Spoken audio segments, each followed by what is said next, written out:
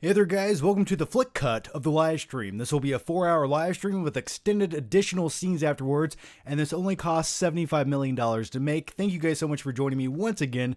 This is it, don't get scared now.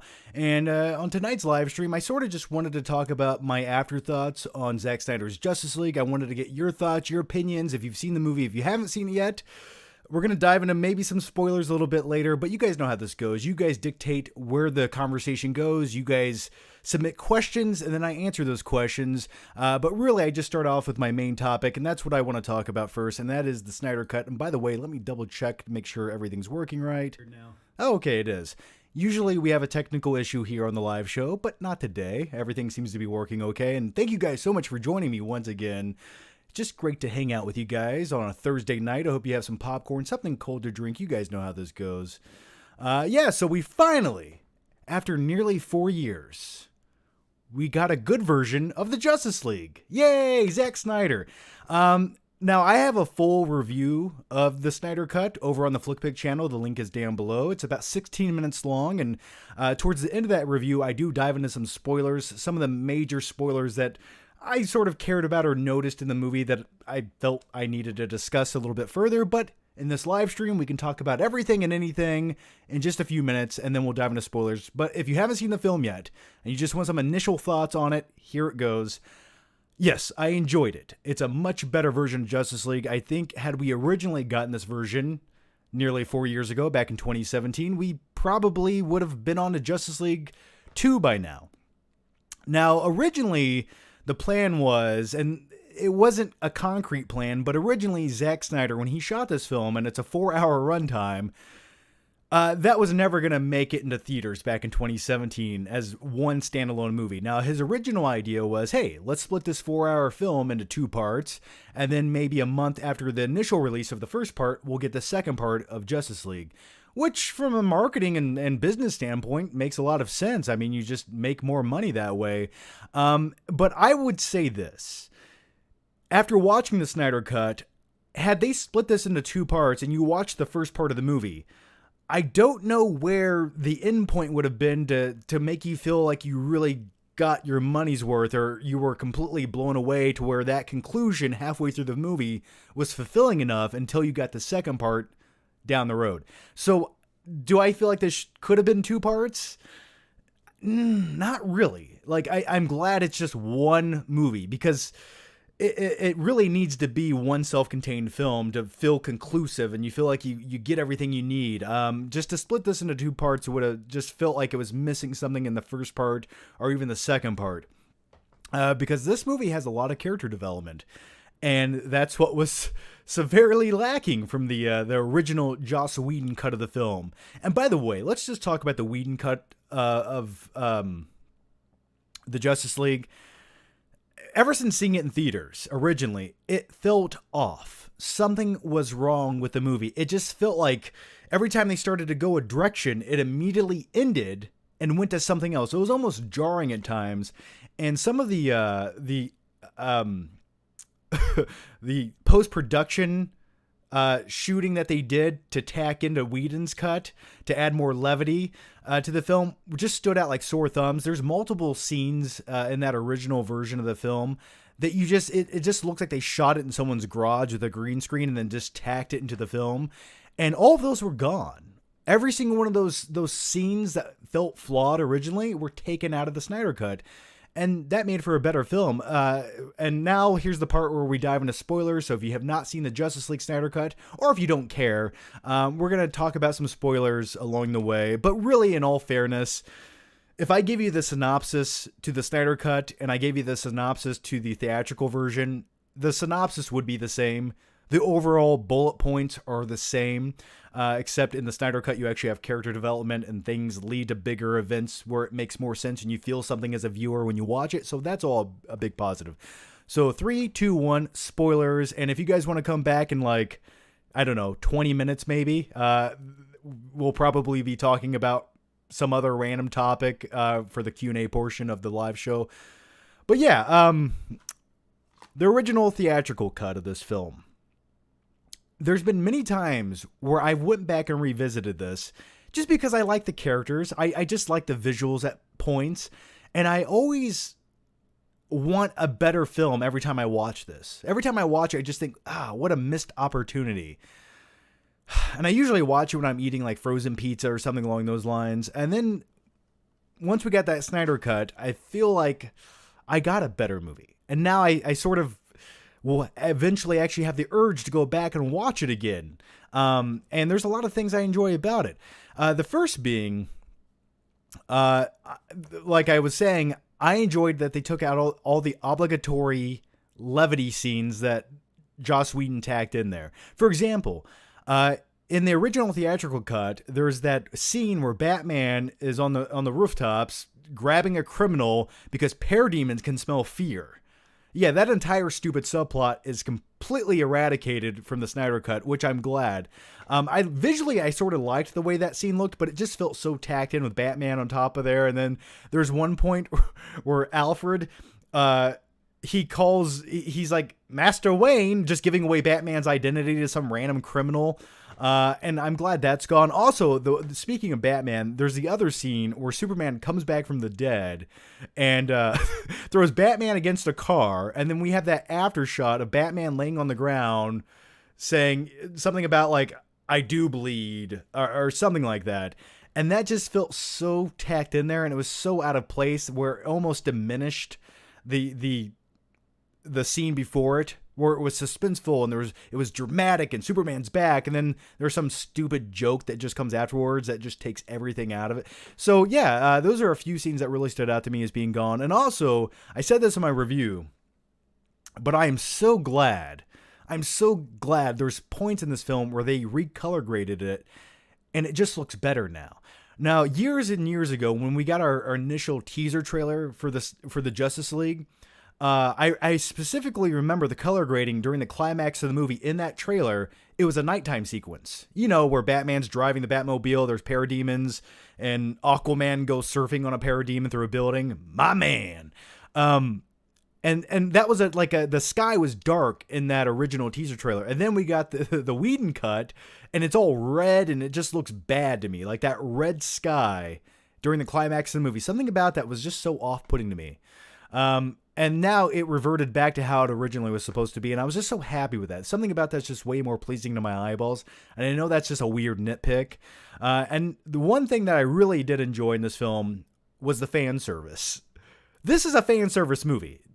There's no ifs, ands, or buts about it. This is pure fan service at times. But like I've always said, and some people think I'm a little bit weird when I say it, I'm a fan, so service me. As long as it doesn't take away from the story and almost take you out of the story at times. It's a comic book movie. It's okay to pander to your fans. Give them something that they want to see. These are your fans. Make them happy. Make them, smile and almost choke on their popcorn. They're enjoying the film so much. And at times, this movie did that. There is some obligatory fan service at times, but I was okay with it. I think it elevated the film. For example, the nightmare sequence at the very end of Snyder's Justice League, I really enjoyed that. Now, was it just an excuse to tack Joker into the film and give you a good version of Jared Leto's Joker for the first time?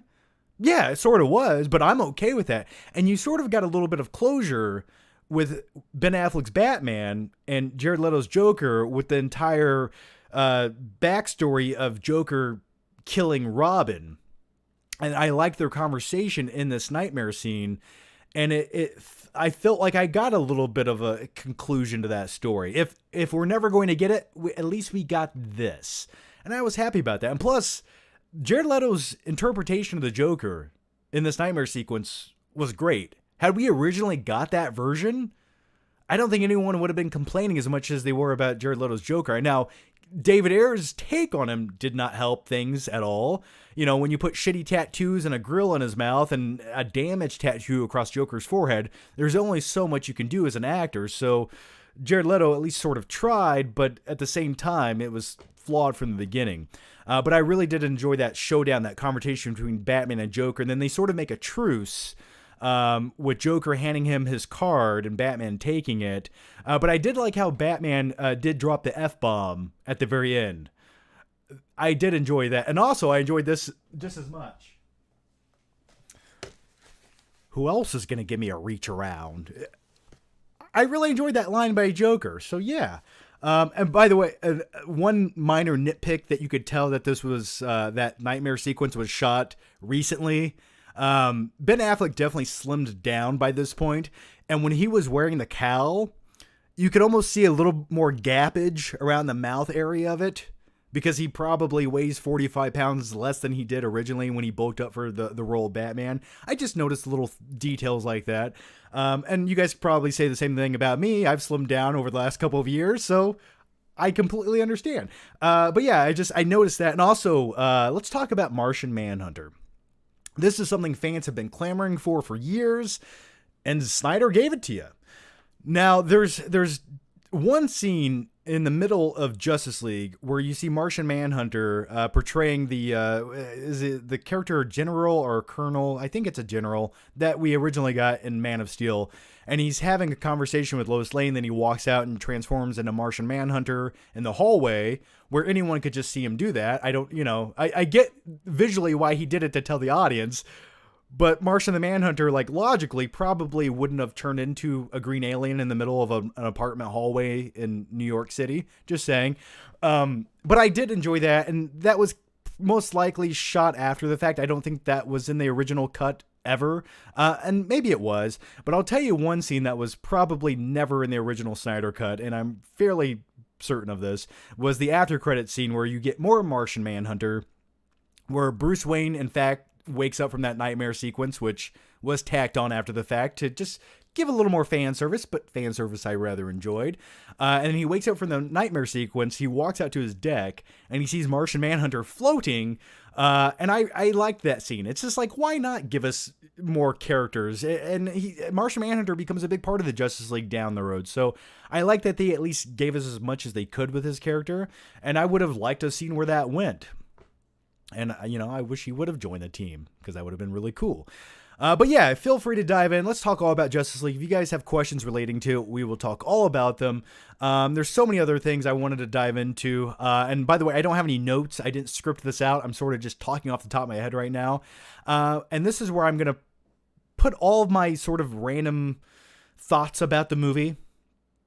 I had another random thought. Speaking of re-edits, recuts of the film, the opening scene that we get with Wonder Woman saving the kids on their field trip from the terrorist attack, I like that. And now Snyder definitely went back to his original cut of this, which is better and superior than the Whedon version. It just plays out better. It just feels more intense, and there's something more impactful about it.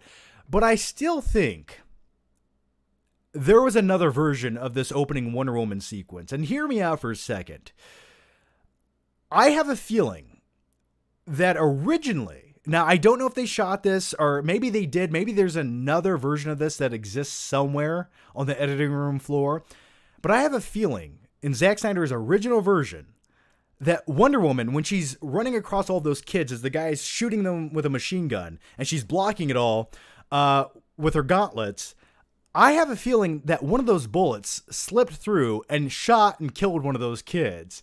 I know that sounds dark and bleak, but we are talking about Zack Snyder, so just hear me out for another second.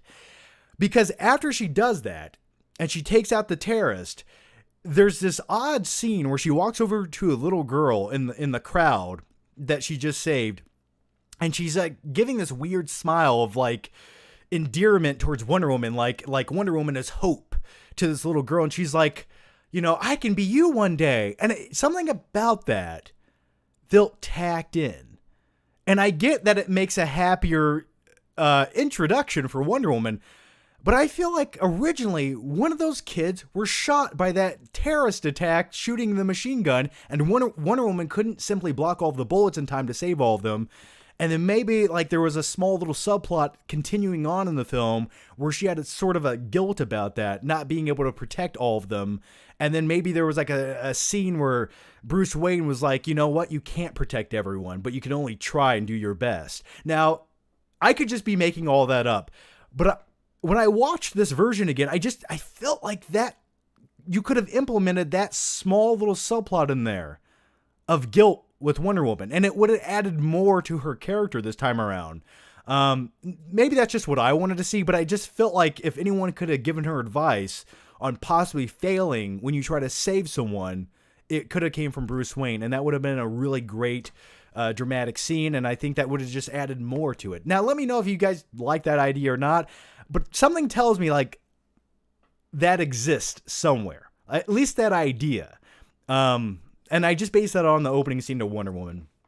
But anyway, I'm rambling on now. Let's dive into your guys' questions. There's so much to talk about. Let's go back about, where are we at? Let's go back 14 minutes. Okay. Ian Kylie, or is it Keely? Hey, John, big fan of the live streams. You're the best, man. Well, thanks, man. Now a quick question for you. De Niro, Pacino, or Nicholson? Who is your favorite?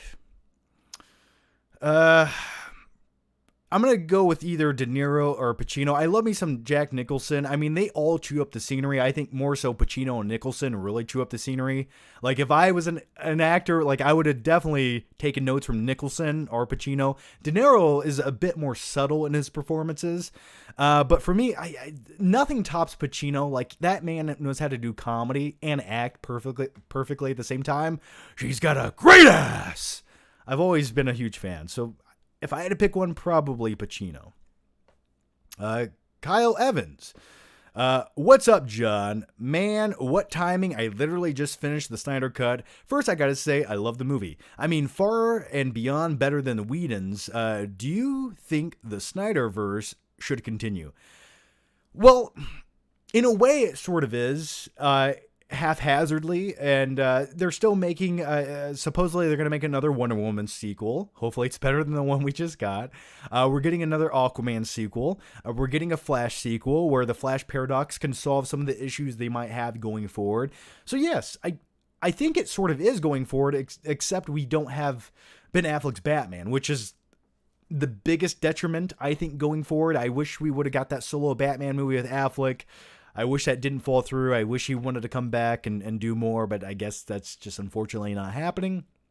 So it sort of is going forward, but you know, in what way? And the other thing is, it makes you wonder if in this current universe, if maybe the Flash film fixes the issue with maybe having a different Batman for this universe so they can put him in maybe another Justice League movie.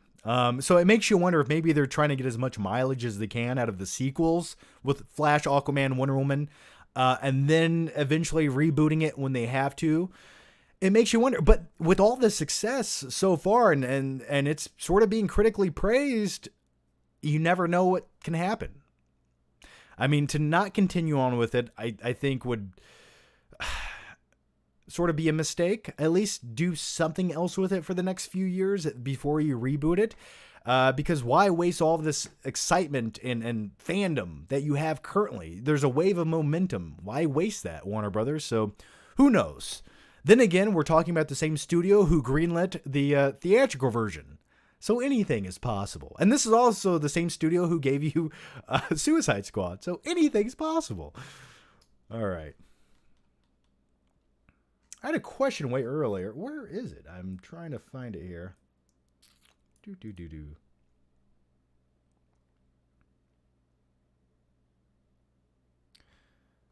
Hang on here a second. Here we go. Okay. Jordan Brooks. When I was watching Batman and the Joker scene, the only thing I could think about was how Ben Affleck should really have his own Batman movie. Missed opportunity, in my opinion. Absolutely. Every time I talk about Ben Affleck's Batman, I gotta hold him in my hand like this. And then I caress him. Don't ask where his utility belt is. You don't want to know. Yeah, I completely agree. Like, such a missed opportunity. I will say one thing I did want to additionally mention was in the Snyder Cut, I was sort of hoping, and I was hoping that there was like an extended Batman sequence that we never got to see.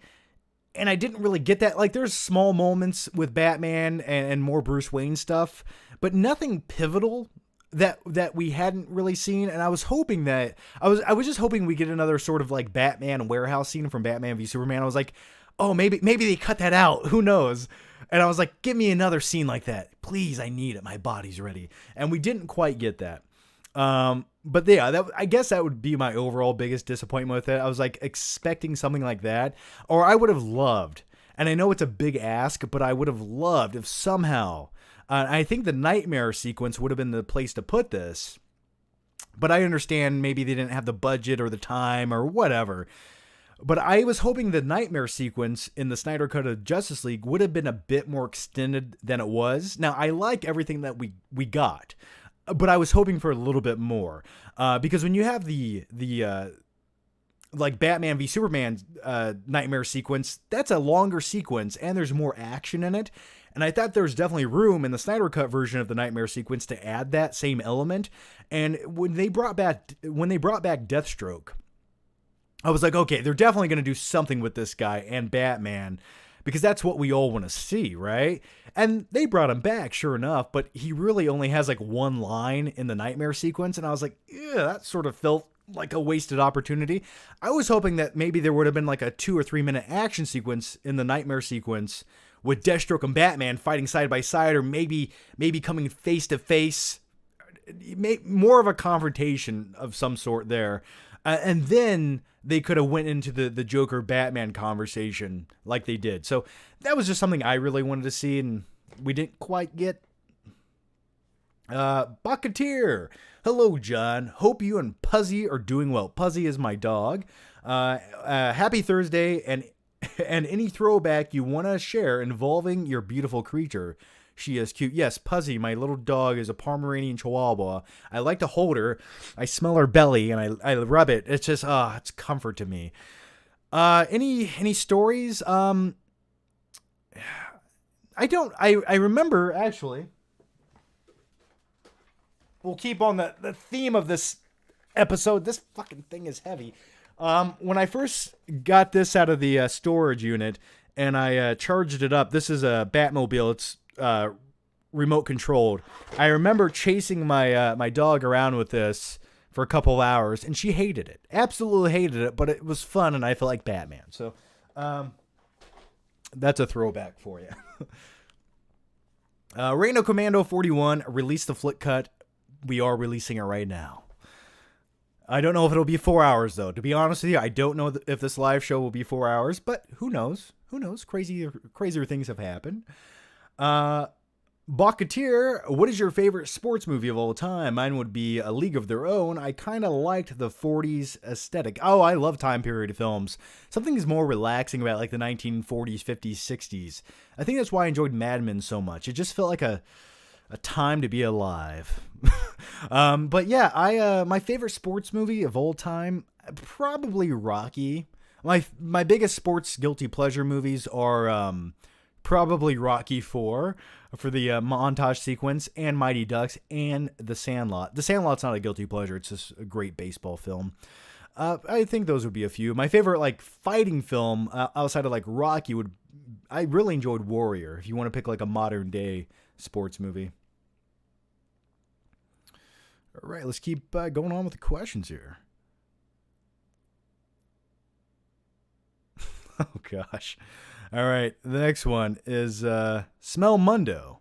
John Milady, do a Wahlberg impression like none other. Give us your best Donnie Wahlberg, roughing up a reptilian. Speaking reptilians, what do you think about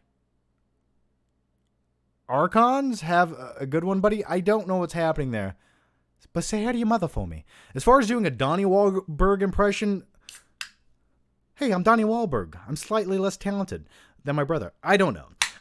Speaking of him, though, I was watching Band of Brothers, and I have not seen that for years. And Donnie Wahlberg actually he's pretty good in the series, but that's what I've been watching. Such a good series. Really great. Claudia Rogajan, which is worse, The Shadow or The Phantom? Oh, we answered that last week, and I'm stupid. I'm so stupid. All right, the next one comes from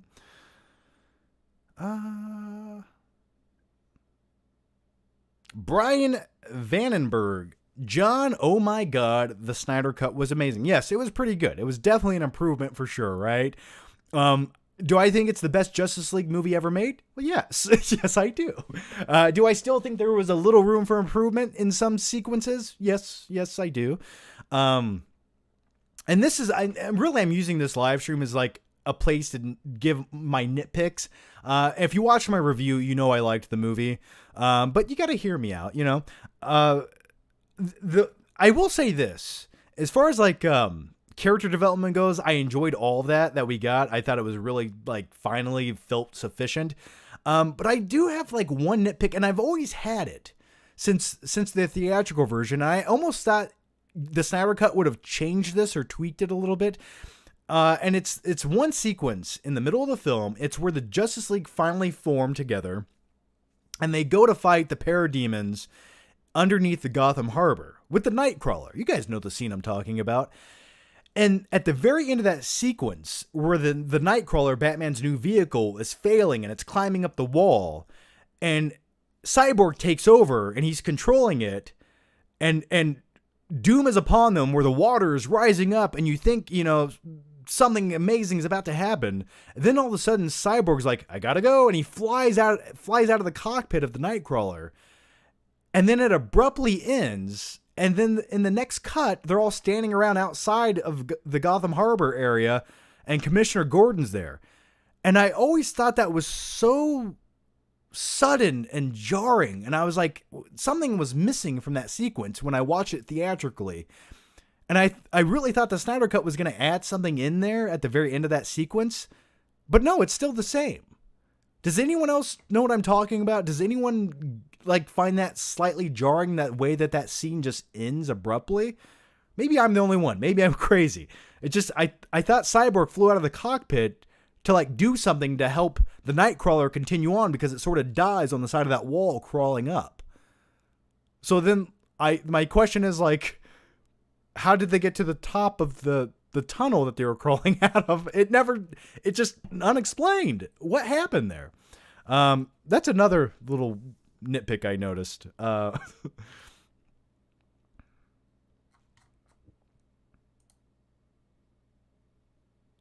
Cyborg bails laugh aloud, and same as Justice. Yeah, John. Yeah, thank you. I'm glad at least one other person noticed it.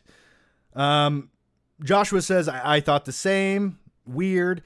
Yeah, I'm so glad I'm not alone on this. Yeah, I don't know why they didn't just include like another 14 seconds of footage there to wrap that scene up. Just weird. All right, the next one comes from... Did I answer? I answered. Oh, Night King 01. Wonder Woman was badass in this, unlike Wonder Woman 84. That ending with Steppenwolf was awesome, and she straight up kills terrorist. Epic. Yes, Wonder Woman definitely was portrayed better in this version and this film compared to Wonder Woman 84, which was a truly terrible film. I did enjoy her in this film, and she's the one who decapitates Steppenwolf at the very end. I really enjoyed that as well. That was phenomenal. The brutality in that final sequence with Steppenwolf was so much better this time around, because in the original, he becomes afraid of the Justice League. The parademons smell fear on him, start attacking him, and then he beams up to some bright light. That's stupid. This was way better, and it's conclusive. Like, he is dead now. They killed his ass. He's dead. And Darkseid looks down at his decapitated head as it rolled to his feet, and now he knows there's a threat to deal with back on Earth. So, yeah, that was so much better of an ending. Carter Lovejoy. Now that we need the I don't know what this is supposed to be. Butley of Cats, Colin Trevorrow's Star Wars Episode 9, and Lord and Miller's Solo, who agrees? I'm trying to comprehend the question, Carter. I'm not a huge fan of what Colin Trevorrow did with episode... Well, I remember reading some ideas that he had, but I wasn't a huge fan. And Lord and Miller Solo, I hated Solo. I hated everything about that movie. I hate Episode 9, and I hate Solo. And I hate Jurassic World Fallen Kingdom. Okay. You said something cat buttholes from the movie Cats. Yes, now I understand. Bakatir. The extended scenes in Themyscira are the best. Those Amazons are such a joy to watch. Yeah, just caught my drool. Yeah, definitely a better version of that scene as well. And the thing I liked about the Themyscira scene this time around was when Steppenwolf grabs the mother box, he doesn't just jump out of the side of that structure that they're fighting him in. It actually falls into the sea, which makes it just much more epic. And then he bursts out of the ocean and chases them down. So yeah, definitely a better version of that as well. Claudia Rogajon, is the Joker scene the last shot like I suspected? Yes, it's more or less the last shot. What happens is it's the tacked on ending to the movie. So you have the nightmare sequence, and then right after the nightmare sequence, Bruce Wayne wakes up and then encounters Martian Manhunter. So yeah, more or less, it's the last. I was watching the movie and I was like, okay, where's the nightmare scene going? And then it was like the last thing you get. Cinema. Zack Snyder's Justice League has the same core elements of the theatrical version, but improves almost every way. Did Warner Brothers bring in Joss Whedon just to make the movie worse? They reshot all the Superman scenes just to give him a CGI lip.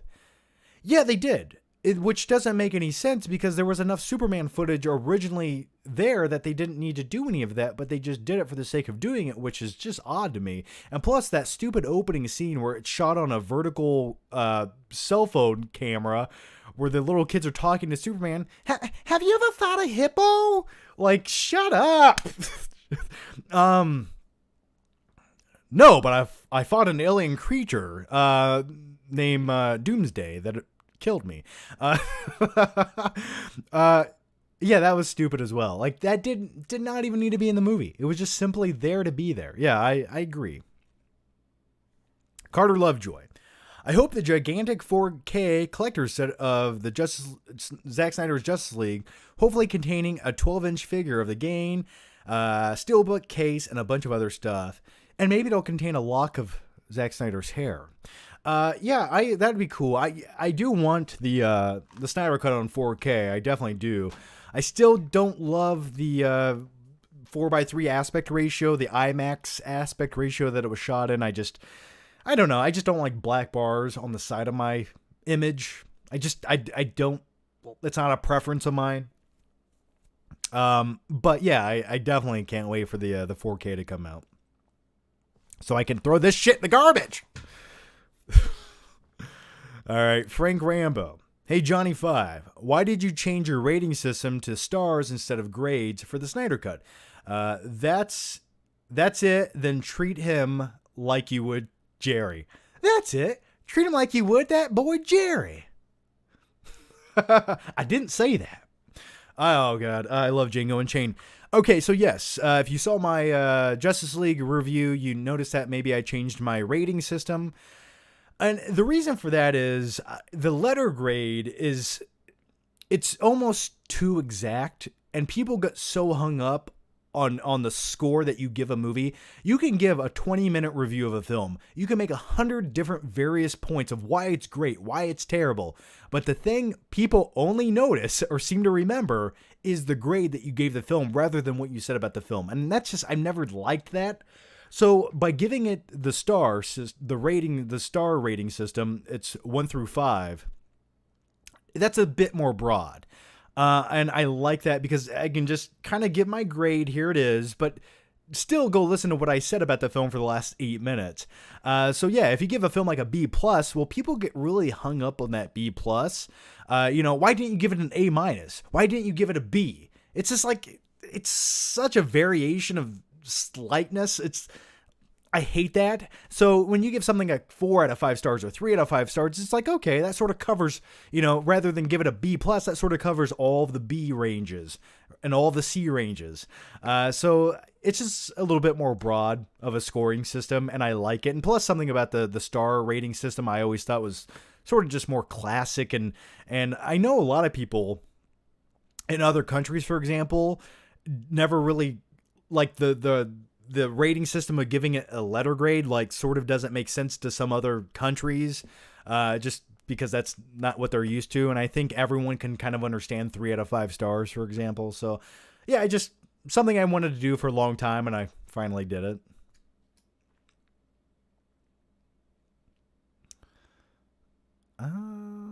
Sean Adams.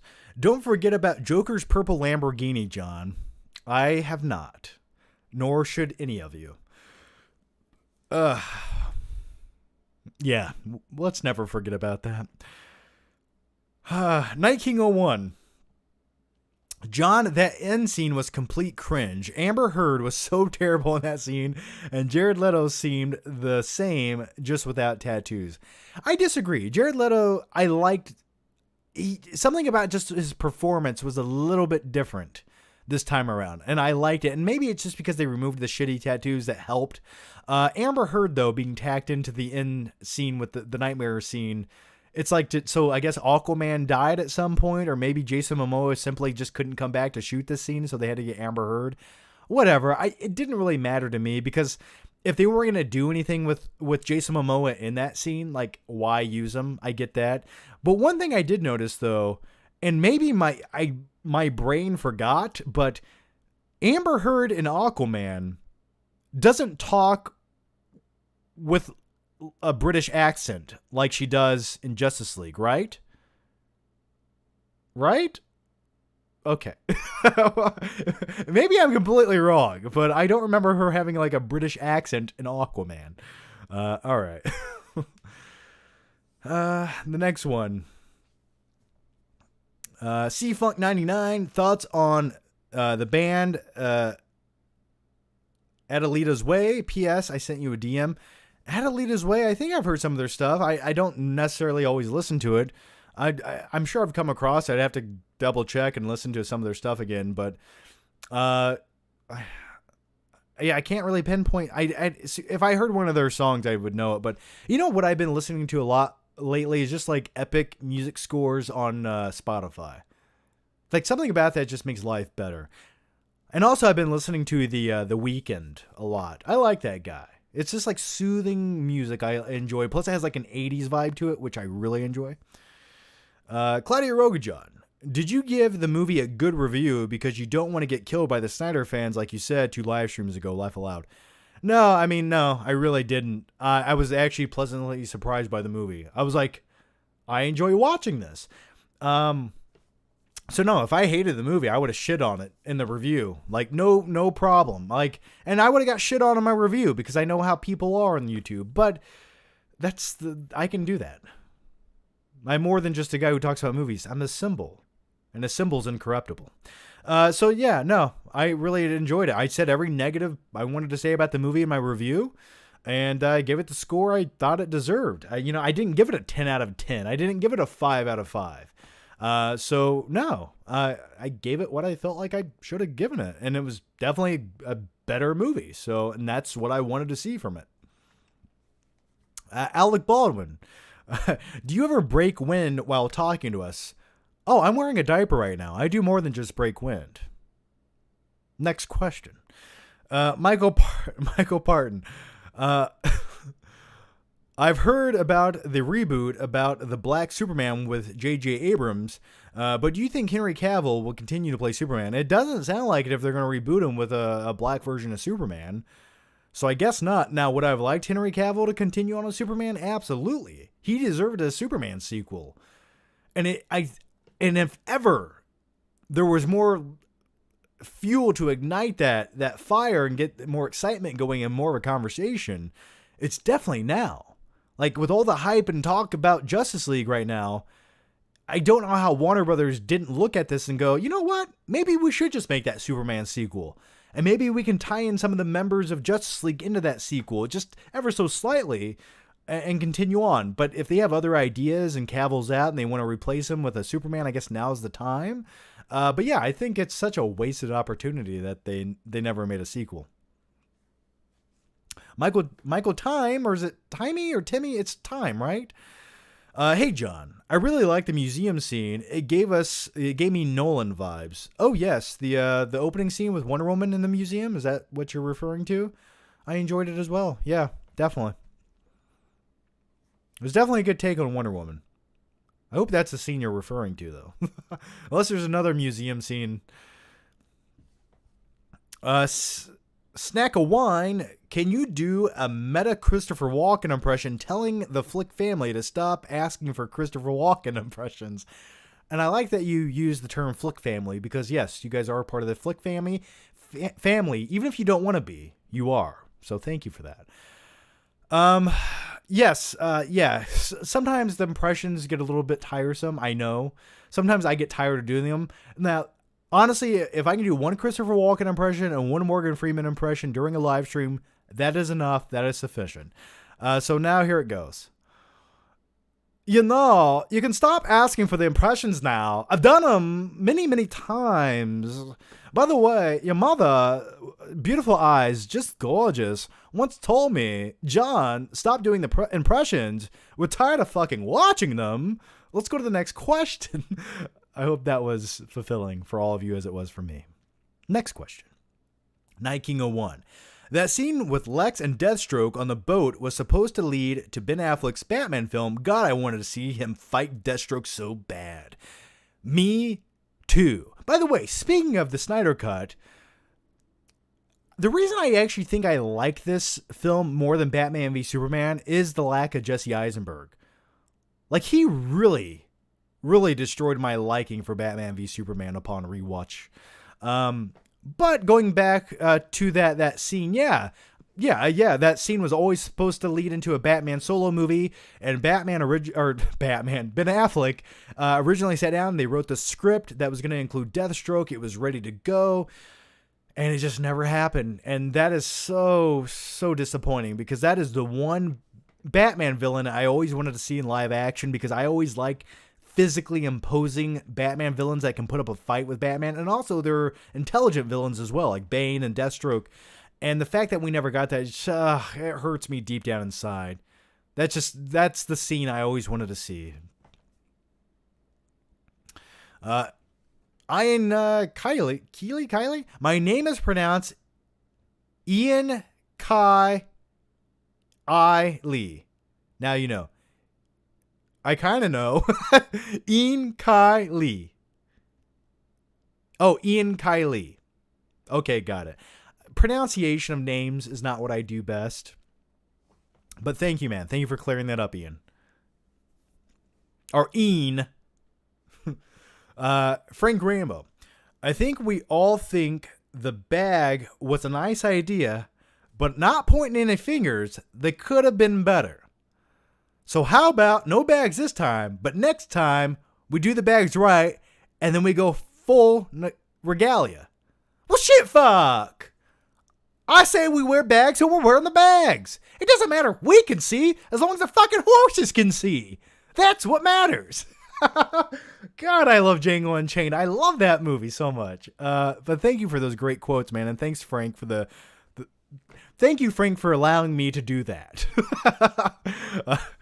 All right, I'm gonna mispronounce it again. Ian K. I. Lee.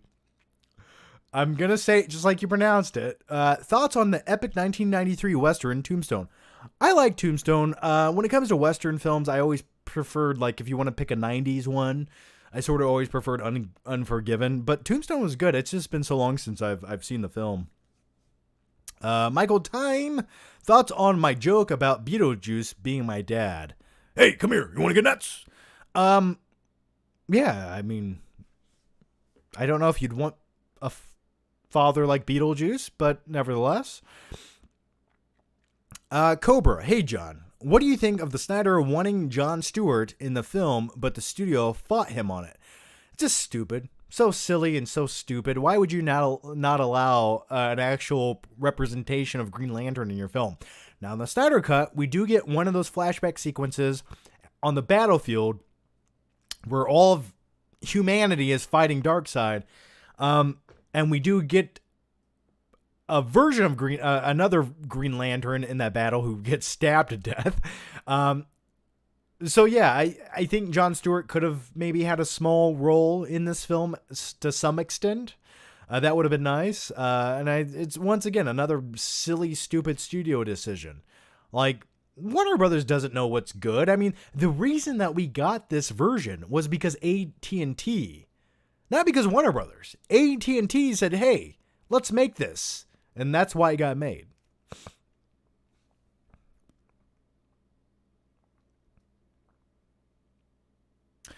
Taylor Goodwin.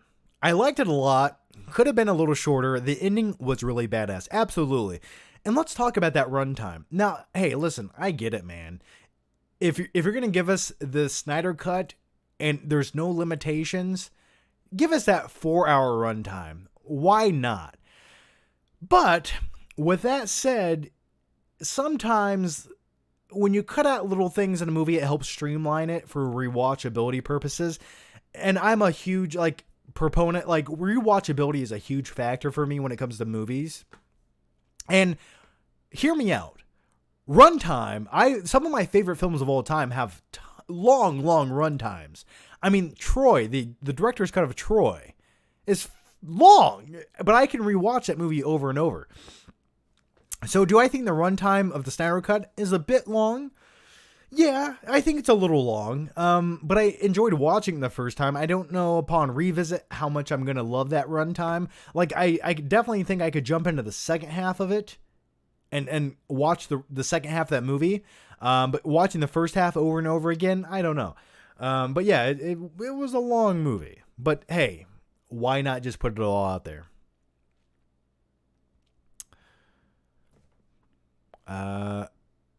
What is this? Is it Olive Obsession or Olive Obsession? I was a fan of Jared Leto in the film. I think he could shine as the Joker. I like how he kept the laugh the same too, but glad he toned down the voice. Yeah, it was a little bit more subdued and subtle and almost a bit more creepy, and that's what I liked about it too. Who else is going to give me a reach around? I mean, or who else is going to give you a reach around? That was great. I liked that. I like pervy Joker. And you let Lois die. I liked it. James Dozier. Hey, John. What do you think is the worst DCEU movie? I would pick Suicide Squad as the worst. I would pick that as the worst as well. We agree. That is one film upon revisit that I hated more than ever before. I truly hated watching that movie again. My biggest regret is not being harsher on that film when I reviewed it. And I don't know why. Jordan, would you rather hang out with Thor or Aquaman?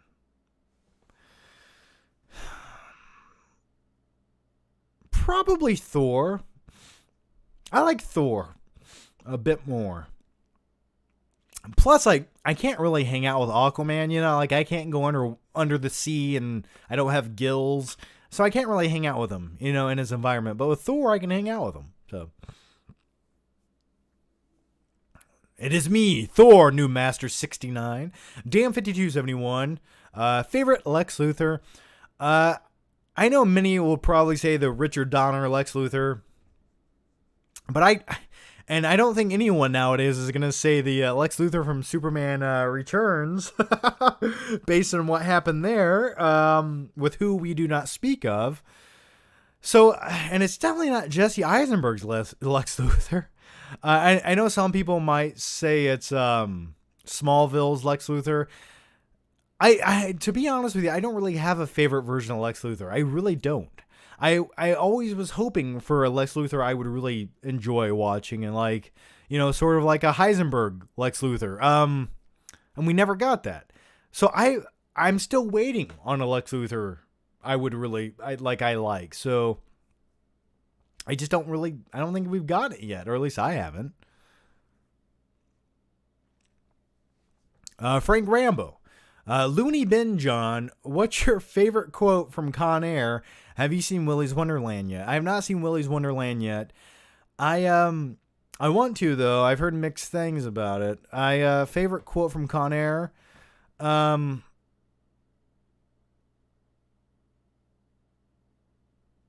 daddy taught me that. You know what my daddy taught me? Nothing. Cyrus the Virus, probably put the bunny down or back in the box. Probably that. My name's Johnny23, man. I probably the put the bunny down line. Rafay Mahdi, if Man of Steel 2 is announced, would you like Zack Snyder to come in and direct the sequel, or would you like someone else to take a swing at it? It just depends. It really depends. I think there's something like if another director had a great idea, concept based on which director it was, I wouldn't mind seeing another director step in and handle it, depending on which director it is. I remember years ago there was the rumors floating around that Matthew Vaughn was going to direct the sequel of Man of Steel, and Matthew Vaughn directed Kick-Ass and X-Men First Class, and I think that would have been an interesting choice that would have worked for Man of Steel too. But I could see Snyder coming back, but I wouldn't mind another director stepping in to handle it. You know, I want a good story. I want a good script. So, Claudia Rogajon. Deathstroke is not really a Batman villain, though. He's more of a Teen Titans villain. He only fought Batman sometimes. He's not really a villain anymore. He's a villain if he's going to fight the protagonist in the film. I don't care what happened in the past. He can be whatever. He can be the hired mercenary, which essentially is to take out Batman. That's fine. That's what I wanted to see. So he's a villain to Batman to me. I just think he's a cool badass. That's what I wanted to see. Michael Time. John it's pronounced Timmy. Then why didn't they add a Y at the end? Okay, Michael Timmy. I always mess that up. I'm so sorry, Michael. Michael Timmy. Gonna go cry. I've told you 10 times. Please write it down. Michael Timmy. I got it now. Michael Timmy. Got it. I just always thought it was time with an extra M. Bucketeer. Hey, John. What bad movie would you recommend to someone you just really, really hate? I don't know. You could tell everyone to go watch the theatrical version of Justice League because it's better than the Snyder cut. Do that. Go tell them to watch Suicide Squad.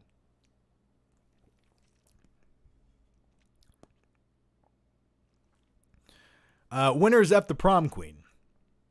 Could you say this in a Morgan Freeman impression? It's now 3 a.m. and you're about to watch the Snyder cut of Justice League. You either get busy watching or you get busy dying. I hope you enjoyed that. Night King 01. Joe Manganiello, I always mispronounce that guy's last name, was also working on a Deathstroke origin film with the Raid director Gareth Evans. What idiot canned that film at Warner Brothers? Idiots. Yeah, that would have been cool as well. I could see Deathstroke having his own film, but once again, studios make the decisions, and not us. But, I guess fans sort of did make the decision to bring back the Snyder Cut. So who knows what's going to happen down the road. Anything's possible at this point. So, yeah, just wasted opportunity. Burner Chiefs 97. Hey, John, I really loved the nightmare scene. Felt very eerie and gave us hints on where the series could go. Also, would love to see Shazam and Black Adam become more involved. Thoughts? Yeah, that's kind of an interesting one with Shazam and Black Adam. It's like, you can't really, almost, if you include them into the Justice League, now it's like you have Superman, and then you have Black Adam in there, and you have Shazam, and it's just like, it's almost overly powered at that point. But, keeping Black Adam and like Shazam in their own little universe, I like that a little bit more than just every hero in the Justice League movie, because then it becomes a little bit overwhelming. Now, if they wanted to tack in more heroes in like Justice League Part 2 or something down the road, that would be fine as long as they're not actually part of the Justice League. Maybe they come in for the climax of the movie or something. But it would almost be odd seeing Shazam show up in a Justice League movie. Like, something about that tone, just like, it almost doesn't mesh well. Eric Gilpin Jr. Do you think Zack Snyder's Justice League is Zack Snyder's best movie? If so / not, where does it rank? Do I think the Justice League is his best movie?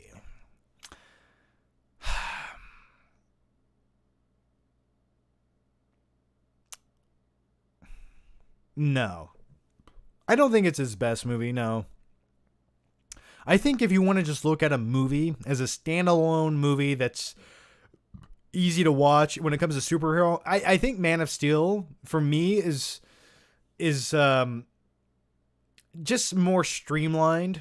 So I think if I had to pick a superhero movie, that would have been the one. It just gave you what it should, and didn't go off on all these different angles. So maybe Man of Steel, but I would also say one of my favorite movies of his is Dawn of the Dead. That's one of my favorite Zack Snyder films that no one really talks about. So I think those two would be in my top. But you know what? Speaking of Batman v Superman and the Snyder Cut, I actually think the way he filmed the action and some of the sequences of action in Batman v Superman are actually better than the Snyder Cut. And I sort of said this in my review, but there's nothing wrong with the action sequences in the Snyder Cut. They're fine. But I actually just prefer the scenes in Batman v Superman a bit more, like the Batman warehouse scene. I think that is a superior action sequence than any sequence we got in the Snyder Cut. When Superman and Batman are fighting Doomsday with Wonder Woman, I actually think parts of that scene are superior than like the climax of the Snyder Cut, for example. So just some random thoughts for you there.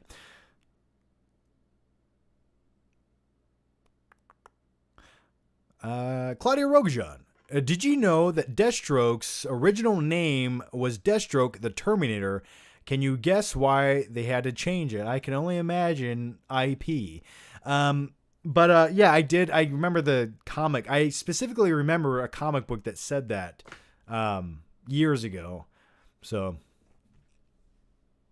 but I never really read Deathstroke comics, so. All right, let's keep going here.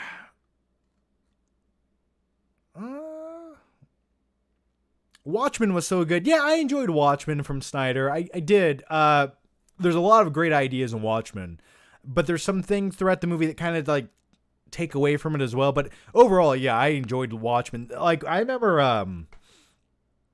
I remember when I watched Watchmen thinking like, man, Zack Snyder should direct a Batman movie. Like I even have one of my earlier Q&A videos from like 2010. I said that. I was like, I want Zack Snyder to direct a Batman movie. Like if you wanted to bring like the more fantastical version of Batman to life, I think Zack Snyder's a director who could do that. 300's good, but it definitely felt like a product of 2007.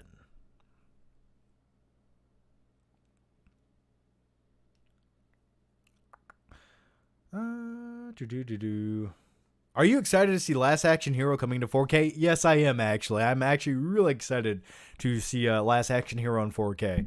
And I love that movie. I think it's so underrated. I don't go back and rewatch it all the time, but I am excited to like revisit it on 4K, and hopefully it looks really good. Jack Slater.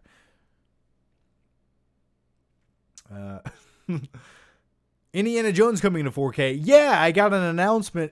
So I get emails whenever studios decide to put out new movies or 4K titles. And I did get an email stating the 4K of Indiana Jones coming. And man, I can't wait to see that shit on 4K. Like, I want all the great classic films on 4K. Like, that's what I want in my collection. So that always gets me excited. And I was asking, actually, when I got that email, I asked the studio, I was like, hey, can you send a couple extra copies so I can do a giveaway contest? So waiting to see how that turns out, because I'd like to give you guys free shit. That's what I always try to do. So Shrek and Speed also coming to 4K. Shrek, yeah, okay, but Speed on 4K, give it to me now, baby. I need that.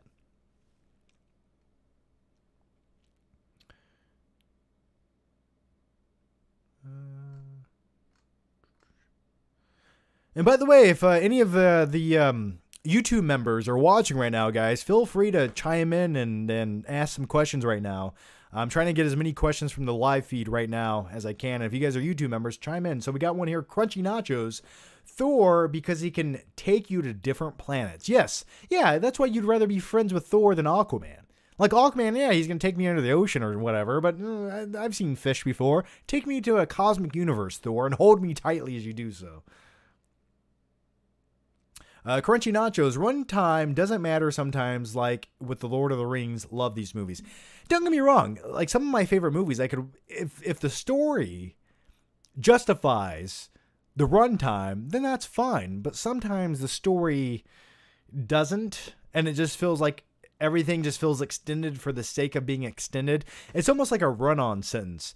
When you read a book and there's like run-on sentences, and any good book doesn't have those, but have you ever read sentences that just keep going and going, and then you read another sentence that just keeps and going and going? It kind of gets a little bit exhausted. You're like, get to the point.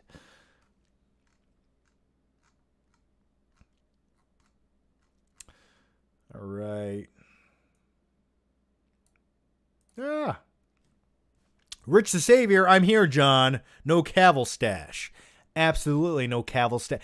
I hated how they always made it like that CG Cavill stash, CGI cover up. Like just a bloated, it looked like he got stung by a bee on his cheek. Like, what is this trash?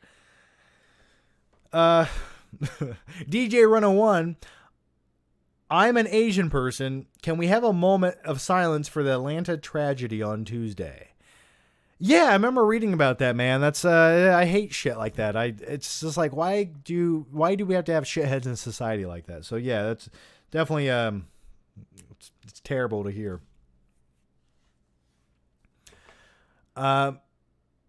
Michael Timmy, Heat on 4K. Oh yeah, baby. Oh yeah. Heat on 4K, one of my favorite Michael Mann movies, right beside Collateral. Now, Collateral's already out on 4K, which isn't it odd? Like Collateral's on 4K before Heat's on 4K. What? But yeah, I gotta get Heat on 4K. I need it. Rich the Savior, loved the Snyder Cut. It makes me so sad that Batfleck is no more. I think it makes everyone sad. It's like, what could have been? What should have been?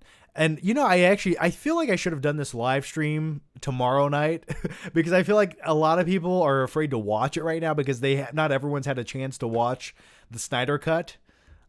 Because it did just come out like today and it's a 4-hour movie. So I understand. But yeah, maybe I should have done this tomorrow night, but either way, I couldn't wait. I had to talk about it and I might be a bit busy tomorrow night. So that's why I'm doing the live stream tonight, guys. And you know what? If you haven't seen the movie yet and you're watching it now after the fact, watching the live stream, then that's great. Carter Lovejoy said it looked like a bad Snapchat Instagram filter. Yeah, I think I said the same thing. It looked like just a bad Snapchat filter. I don't know what they were thinking. Rafay Mahdi, or is it Midi or Mahdi? Midi? Have you watched Falcon and the Winter Soldier yet? No, doesn't Falcon and Winter Soldier come out tonight at like midnight or 3 o'clock in the morning or some stupid shit like that? I hate. Is it out yet or is it comes out tomorrow, right? Falcon and Winter Soldier comes out on Friday. And the shitty thing that Disney Plus does, and I hate that they all do this, like if a movie comes out on Friday, they release it at 3 o'clock Eastern time. It's like, what? I hate that.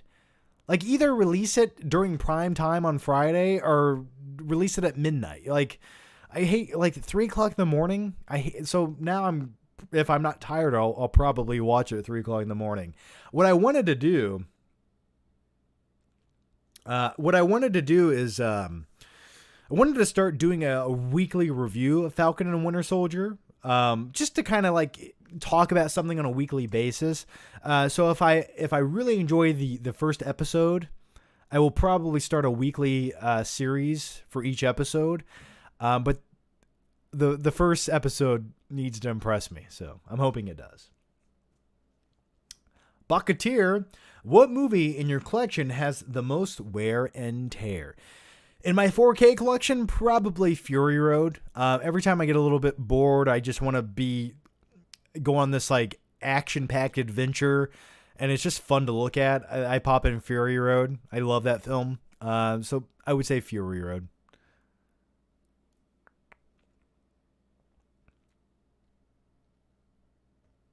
John, did you ever get Parasite on 4K? I did not. I own the Blu-ray, but I do not own it on 4K. I'll have to pick it up one of these days. Doshi Gaming, missed my super chat? Question mark. Doshi, I didn't miss. I got it right here, buddy. You asked 3 minutes ago. Am I correct? I got it right here. I'm ready to go. Doshi Gaming says, thoughts on WandaVision and the future Star Wars shows. WandaVision, to me, it had the first 2 worst boring episodes to ever start out a series such as that, which made me almost not want to watch it, but I did go back and revisit it, and I did watch it, and there were some great episodes. I like the Halloween episode because it's based in the 1990s with a Malcolm in the Middle kind of vibe. It sort of ended in the way I thought it would. It was good. I know some people love it. I thought it was okay. It just, something about it didn't really intrigue me all that much. But Falcon and Winter Soldier just feels like more of a show I'd want to watch on a weekly basis. That's just my preference. But no, I mean, wasn't WandaVision the most expensive TV series ever made as well? But anyway, yeah, I enjoyed it, but I'm looking forward to Falcon and Winter Soldier a bit more. Jordan, have you seen The Weatherman starring Nick Cage? Of course I've seen The Weatherman, but it's been so long since I've seen that film. It's been a very long time. I need to go back and check it out again. But speaking of Weatherman or Nicolas Cage movies, I sort of feel like watching Matchstick Men by Ridley Scott. Frank Rambo, who's got better juicy jugs, Elvira or Christina Hendricks? I remember as a kid watching Elvira movies and just being really fascinated with them. I remember watching her one film, and I watched it on beta tape, and I always thought it was like the weirdest movie ever. But I was like, who is this chick? Like Elvira, just as a young boy, was really impressive. Yeah.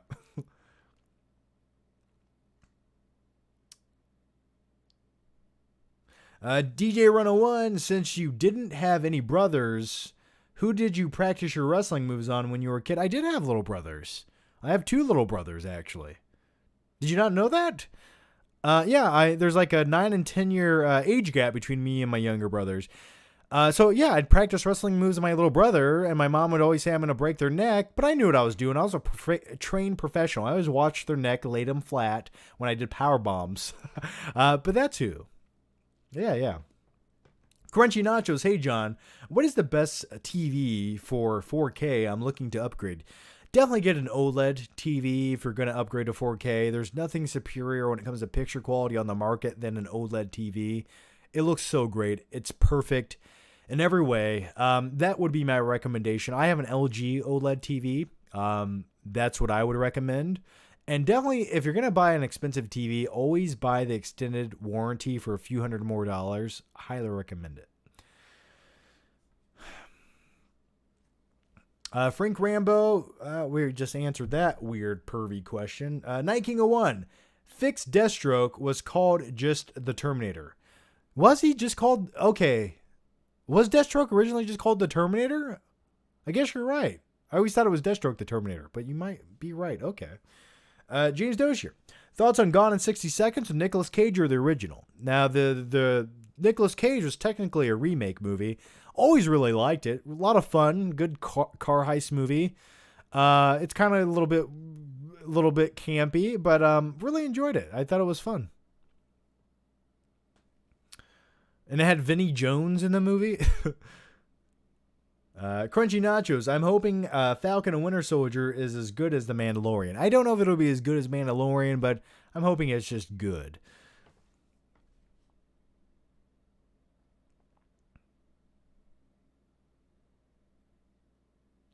We got, hey Johnny, Cyborg's dad sacrificed him. What was that scene about? So Cyborg's father sacrifices himself when he's trying to he was doing something with the boxes, and Cyborg walks in, and then his dad like disintegrates. And I always thought that was a little, like, I get that they needed to do something with his character to make the sacrifice and have sort of the arc with him and his father, but it did feel like tacked in there for like emotional reasons. And he's in the plastic box, or where he's doing the whatever he's doing with the mother box. And I was just like, if he would have just stood outside of that plastic cube he'd probably still be alive. So yeah, I get what you're saying, but I always enjoyed that actor, and I always remember his performance in Terminator 2, where he has his finger on the bomb, where he makes another sacrifice, oddly enough, where he didn't even need to die in Terminator 2, where he goes, and then he dies and the building blows up. Does anyone else know what I'm talking about? I hope you do.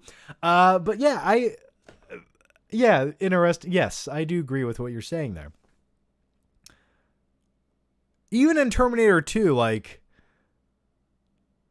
there was another way to blow up that building besides him dying. But either way, I still enjoy it.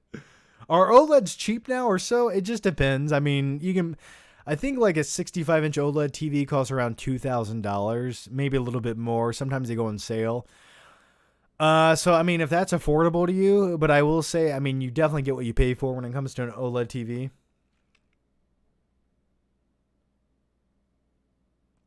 Don't you mean VHS? No, I mean,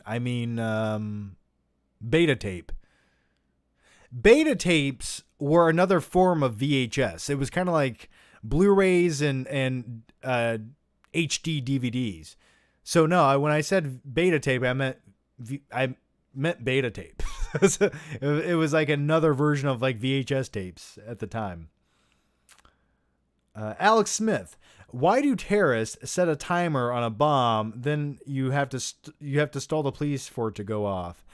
Yeah, I mean, it's a trope. It's definitely a trope. Like the biggest downfall to The Dark Knight Rises was the timer on that bomb. It just didn't make any sense. But yeah, I get what you're saying there.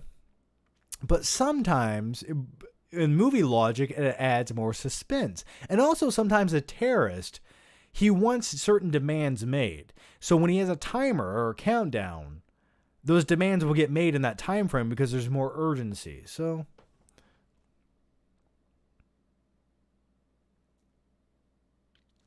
Rich the Savior, I loved the scene John laugh out loud with Cyborg's dad hyperventilating. Oh yeah, in Terminator 2, it's phenomenal. Michael Parton, would you cuddle with me if you had the chance? I'll give you a high five. I can give you that. as long as you don't look me in the eyes. Rich the Savior. John, I wouldn't consider myself a feminist or an SJW, but I will say after seeing people on Twitter point out all of the Wonder Woman ass shots and the Flash falling on her chest in Justice League, it makes me happy that Snyder did the character right in this film. Yeah, there's definitely a few of those weird moments that feel a little bit unnecessary. Yeah. Definitely unnecessary to say the least. Like, it's okay to make like your powerful, strong woman, you know, have a little bit of appeal with her. And the same thing goes for men in the movie. Like, make Batman sexy as you can. I get it, but you don't need to overdo it. So, but yeah, definitely felt a little bit off-putting when you talk about it now, especially like the scene with Flash falling on her, and it's just like, oh, I'm creepy, weird Flash now. Let me lay on your chest, and Wonder Woman's just laying there like, what's happening to me? Didn't Gal Gadot even say something about that one time? Like that was weird to her to film that.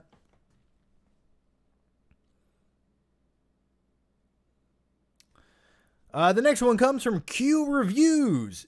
Thanks for the super chat, Q Reviews. Much appreciated, man. John, I'm sorry. Shout out to beta tapes. I had Jaws on that format too.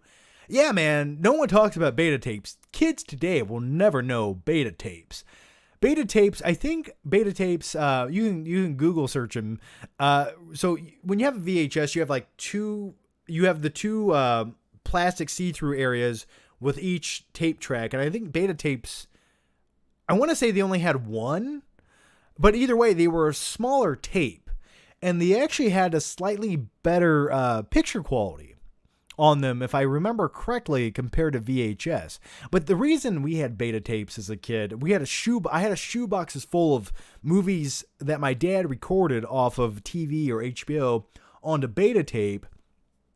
And that's how I watched a lot of my earlier movies as a kid. I just remember having this shoebox full of these tapes and watching these movies. And I was like, I don't know what this is. Let's watch it. And that's how I discovered some of my favorite movies as a kid. So, yeah, man, beta tapes. And thanks for the question, Q Reviews. Much appreciated, man.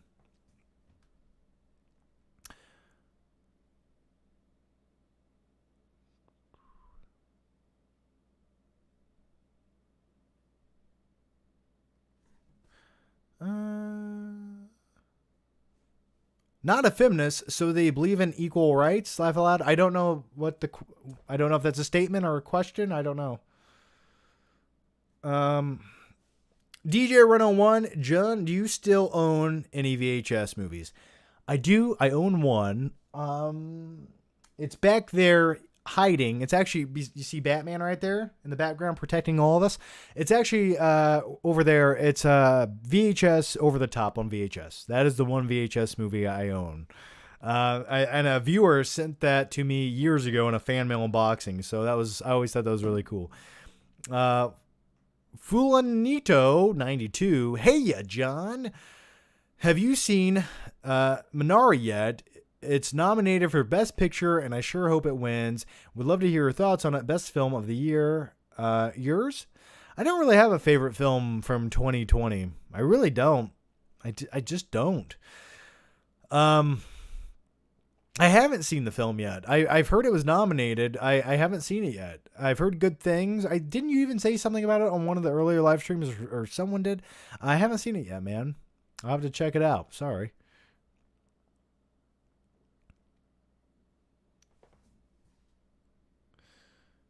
Thoughts on Baron Zemo?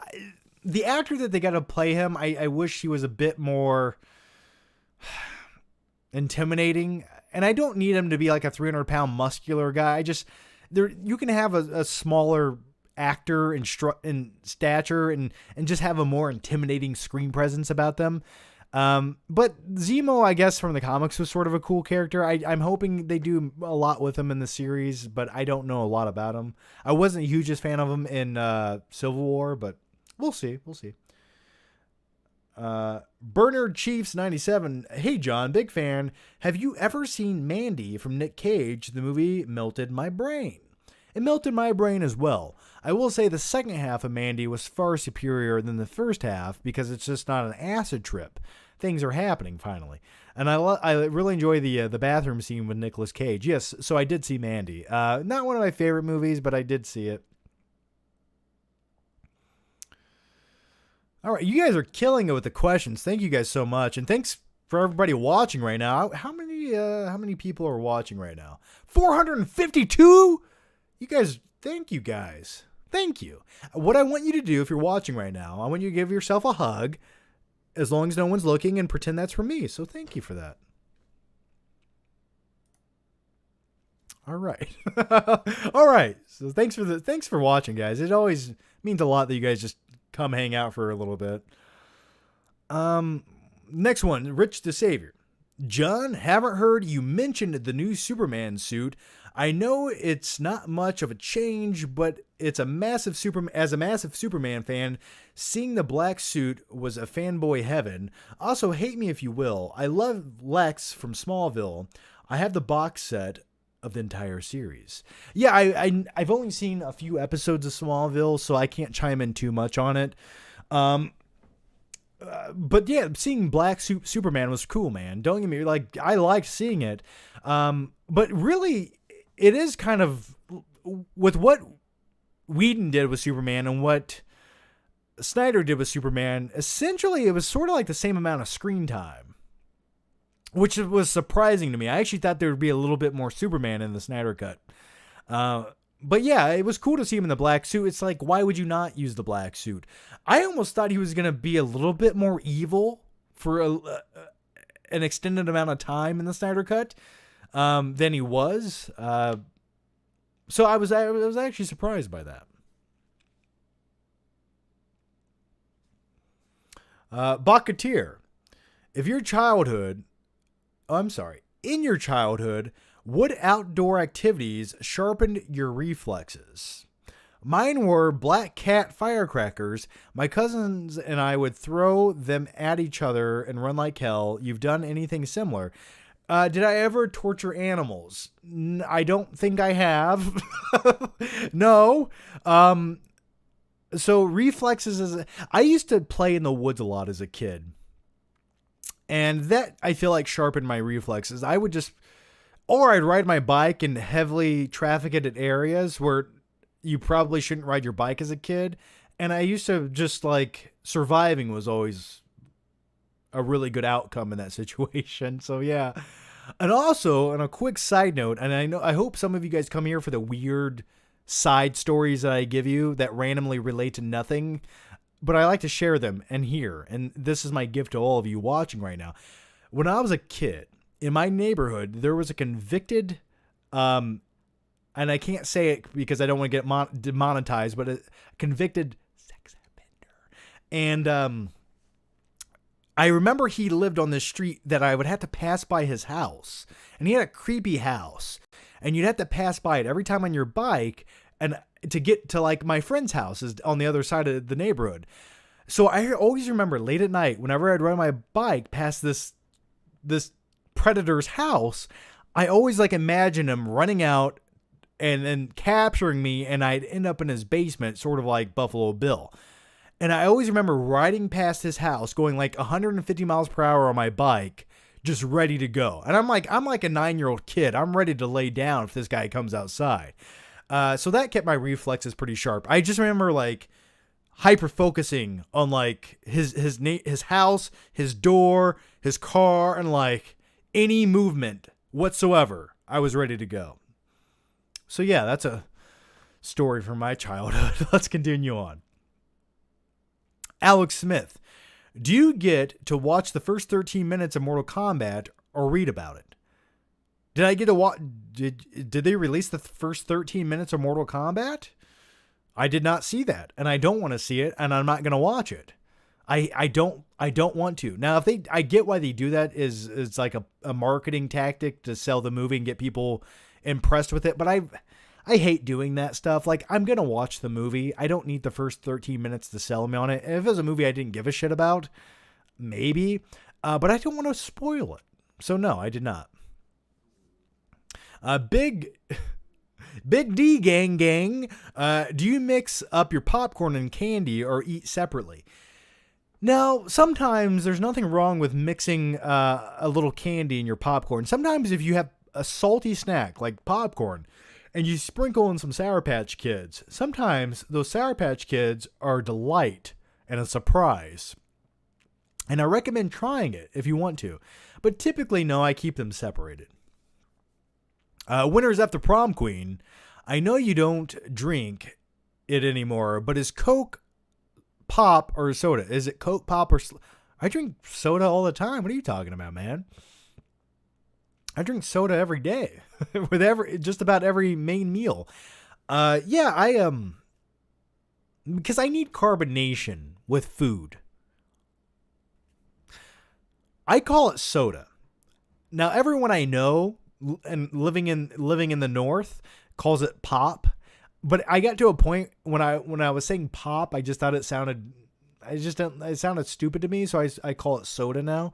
I never called it. Everyone in the South calls it Coke. If you drink a Mountain Dew or whatever soda it is, I want a Coke. So, James, do you think Top Gun and Days of Thunder are great films to get on 4K? I mean, if you like them, get them on 4K. I will say I haven't seen Days of Thunder on 4K yet. Top Gun looks a little bit more blue than it ever looked. But then again, just about every 4K film, they make it look more blue than it ever did. Because people think a blue tone makes it look more HD or something. So yeah, if you like the movies, I remember Top Gun looked pretty good on 4K.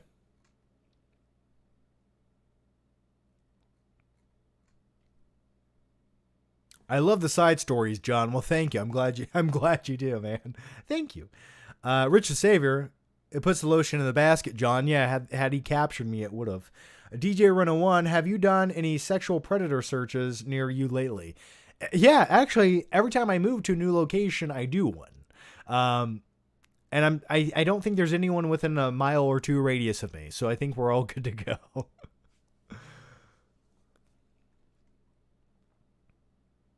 Do you think Fisher will get his own Cyborg solo movie? Probably not.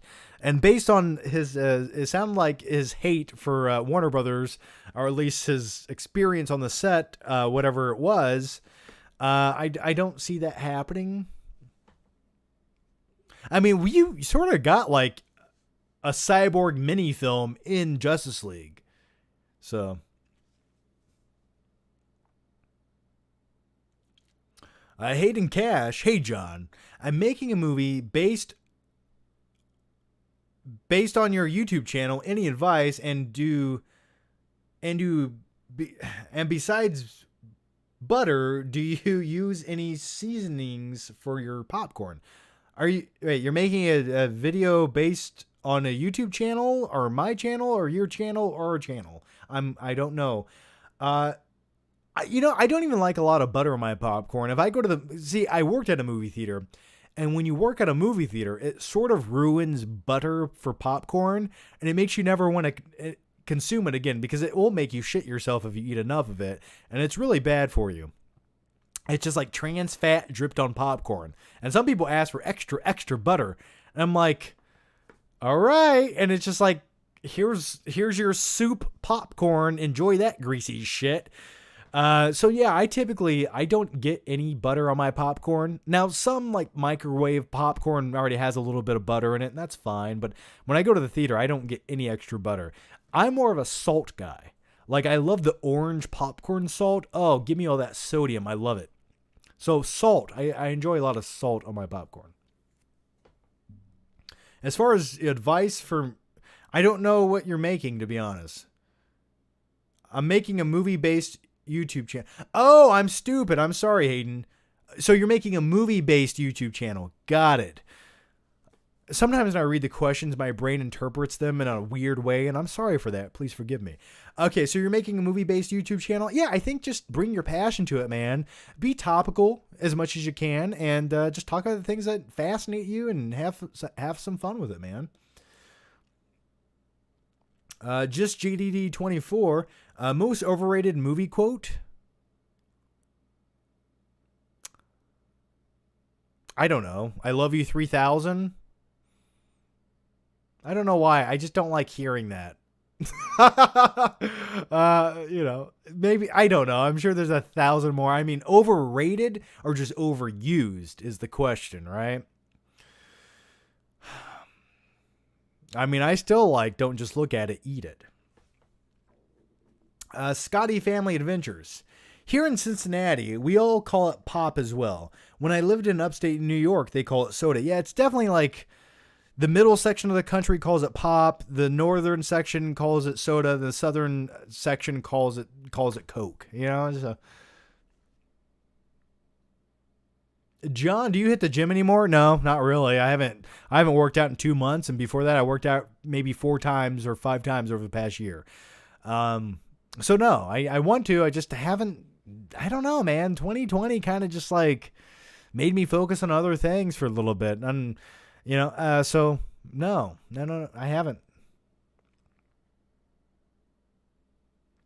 DJ Run 1, since you don't have any brothers, didn't we just answer this? I already answered that question. Michael Timmy, I love to watch Chris Hansen and Anxiety War expose predators. Yeah, I watch, not a big fan of Chris Hansen, but I've watched some Anxiety War videos. The thing about that guy from Anxiety War, we must be related somewhere, somehow, because I watched some of his vlog videos.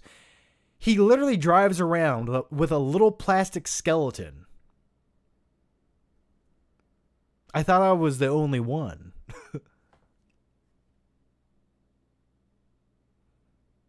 Kevin, damn, Biff can't read. Actually, Kevin, what's happening is I'm getting 6,000 questions that spew across my screen at one time. And sometimes people, the way they type out their questions, I have to interpret them a certain way because there's some grammatical errors in there, and and sometimes when I read things, I try to read it in the way I would say it. So that's what's happening.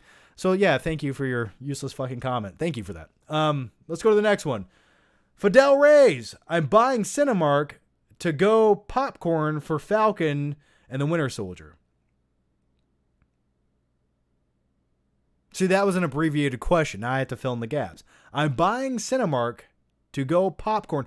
Oh, are you actually going to Cinemark and picking up the popcorn to take home? People used to do that when I worked at a movie theater. Often. They would come in and pay a shit ton of money for popcorn they can make at home, and they want us to fill up like a baggie for them to take home. And I'm just like, okay, if you want that, that's great. I can do that for you, but you're going to pay like $13 for this shit? I'm like, this popcorn costs us like a fraction of a penny to make.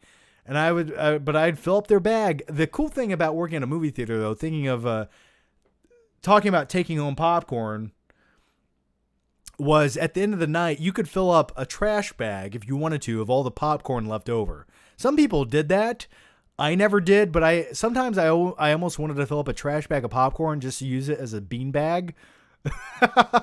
A greasy bean bag with popcorn in it, and only for like one day, then I'd throw it out. But yeah, I remember people did that.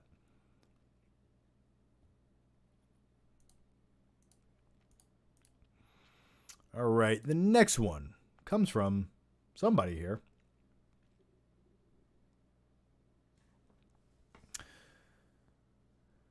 Rich the Savior.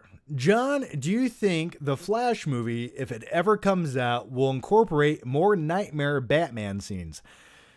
Maybe.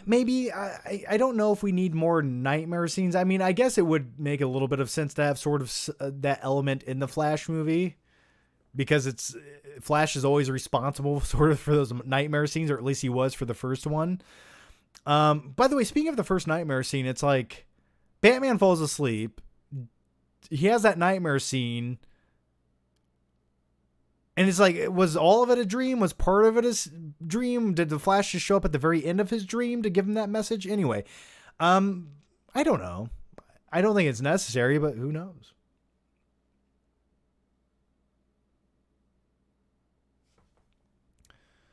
All right.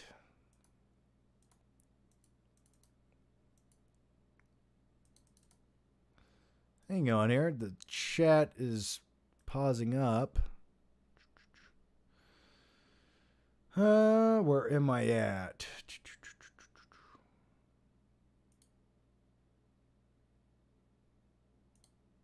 Oh, there we go. Okay. All better. The Flick Picks Eyeball. This question comes from the Flick Picks Eyeball. Hey, John, what happened to Keela as she was in your old videos? Yeah, I had a dog originally named Keela, then I moved. And I only had her for a short amount of time. It's a long story. I ended up giving her to someone that we knew who could kind of take care of her. Because what was happening was I was moving to a townhouse. I had no yard or anything at the time. And I gave her to a family that had like kids and a huge yard that could give her the time and that I couldn't. So that's what happened.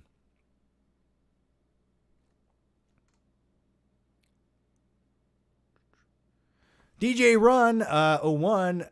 How did Amber do her quarterly review at work? Her quarterly review? I don't know. Did she have a quarterly review that I didn't know about? Good, I guess. She has a new job. She's doing well. Claudia Rogujon. I have the original Deathstroke, the Terminator comic run. It's pretty good. He's more of an anti-hero in the comics. Now that's what I meant earlier. Yeah. Deathstroke was always sort of more of an anti-hero, and that's always sort of my favorite type of hero. I don't like just, I'm the bad guy. I'm always the bad guy no matter what. I like a little good in my villains every once in a while. It just makes them more interesting. So yeah, I knew what you were talking about earlier, man. Crunchy Nachos. I just make my own popcorn at home. I feel like it tastes so much better. Sometimes it does. It doesn't taste as greasy as the movie theater popcorn.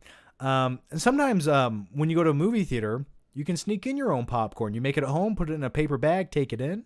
Tastes good. It doesn't cost $13.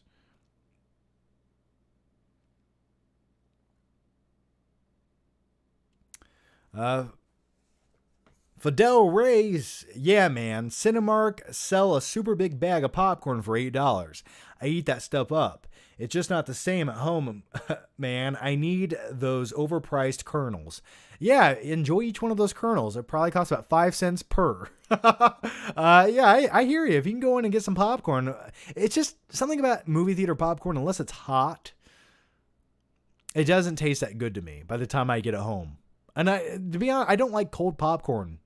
Doesn't taste good to me. DJ Run 1, have you seen The Food That Built America on the History Channel? It's very entertaining and the acting is surprisingly good. Maybe I might have seen a few episodes of it, but I don't recall. I watch a lot of shows about food, and I hate watching them because every time I do, it just makes me hungry. Cobra, just rewatched Man from U.N.C.L.E. Do you think they should do a sequel to it? Do you think Henry Cavill would do it? I never saw Man from U.N.C.L.E. Something about it didn't look that fast. I don't know. I just never got around to watching it. I wasn't that interested in it. Would he do a sequel? Maybe, I guess. I mean, if he's no longer busy with Superman, sure, why wouldn't he? Frank Rambo, is everything okay, John? We love you. Yes, Frank, everything is okay. Do I not seem myself? Do I seem a bit utterly insane right now? It's just because I'm tired. Let me take another drink of this. Okay, now I'm back. All right. Josh Rivera just became a member of the YouTube member family of Don't Get Scared Now. Thanks, Josh. Yay! Well, thanks for that, buddy. Thank you. Thanks for joining. Scott Family Adventures. Hey, John. I just signed up for HBO Max. I've never seen Man of Steel or Batman vs. Superman. Do you think I would be missing out if I watched the Snyder Cut before catching up, essentially?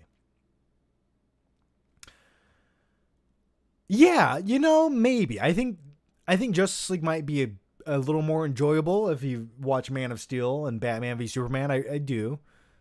How have you never watched either of those? That's so fascinating to me that you've seen.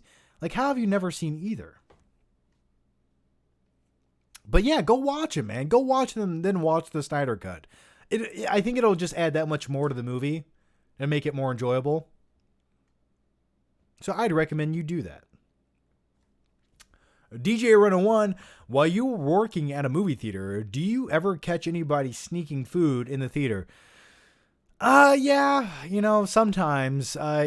Yeah. I remember when I used to clean the movie theaters, you'd always see like cans of soda that someone snuck in.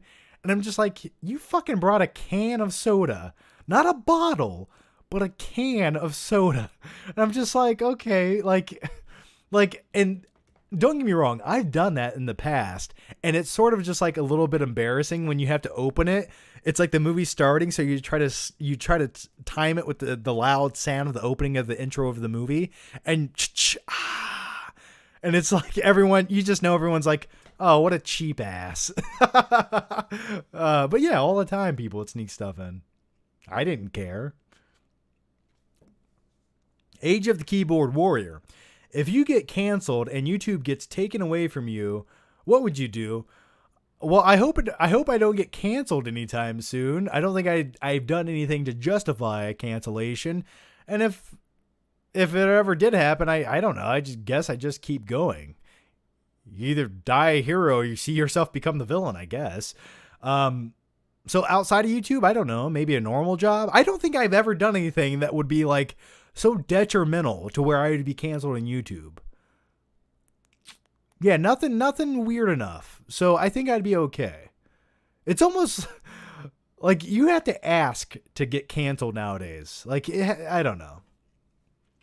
I probably just deliver pizzas or something. Maybe I'd sell cars, or maybe I'd get my real estate license. Maybe I'd probably get my real estate license. I've always wanted to be a realtor, to be honest. Deep down inside. I mean, I move enough. I could be. Fidel Reyes, heated up for 36 seconds in the microwave, taste fresh. Oh yeah, I bet it does. But by But by that logic, wouldn't you rather just have microwavable popcorn? No, just me. Claudia Rogajan. I think everyone just thinks Deathstroke is a Batman villain now because he was a boss battle in the game Batman Arkham Origins. Yeah, probably. I think some people might assume that, but either way, that was a cool scene in Batman Arkham on the shipping containers where he's fighting Deathstroke. I always thought that was really awesome.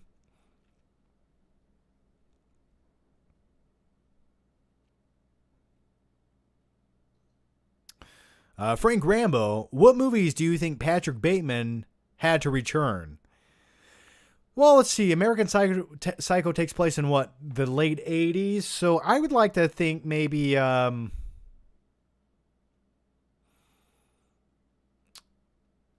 maybe like The Karate Kid and The Breakfast Club. That's what I would like to assume. And Texas Chainsaw Massacre, because he was watching it in the beginning of the movie. The flick picks Eyeball, and it's not a lot, but I got a lot. Sorry. Well, either way, thank you so much, man. What are you referring to? But thank you nevertheless for the question, flick picks Eyeball. Which eye is it? This one or this one? Fidel Reyes. We already answered that. Jalen Martin, thoughts on Batman v Superman Ultimate Edition? I have a full-fledged review of that on my channel. Go check it out. It's better. It's a better movie. But I don't think it's the masterpiece some people said it was. Like, I'm just like, it's slightly better than the original because yes, but it's not like a great movie. I was never a fan. There's a huge subplot in Batman v Superman, the Ultimate Edition, where you have Lois Lane tracking down the origin of this bullet. And I'm just like, that's a lot of screen time dedicated to a subplot I don't give a shit about. I always thought that was odd how much time that had in the movie. So yeah.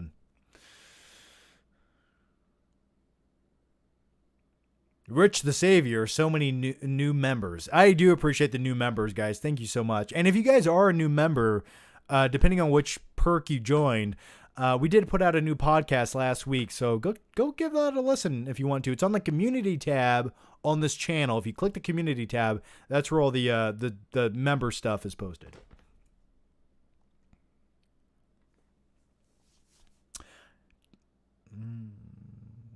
Bucketeer, when's the last time you purchased a CD?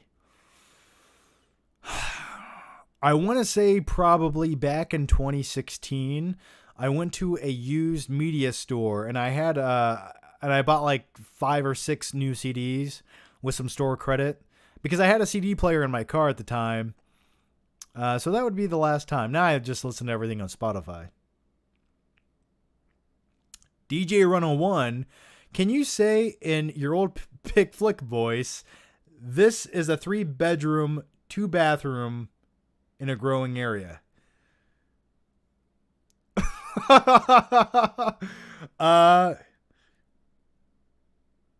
Hey there, guys. This is a 3-bedroom, 2-bathroom in a growing area.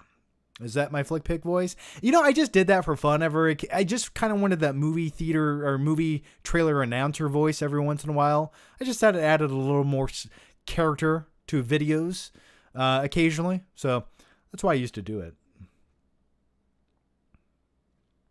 Bucketeer, have you yawned or get sleepy when a character on screen does that particular action? No, not off the top of my head.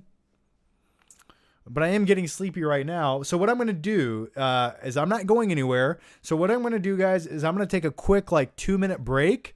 I'm just going to get another drink because I'm getting a little bit dehydrated. And maybe you guys are too. Maybe you guys want some more popcorn. And talking about all this popcorn has made me want to eat some fucking popcorn. I'll tell you that right now. So maybe I'm going to do that tonight when I watch Falcon Winter Soldier.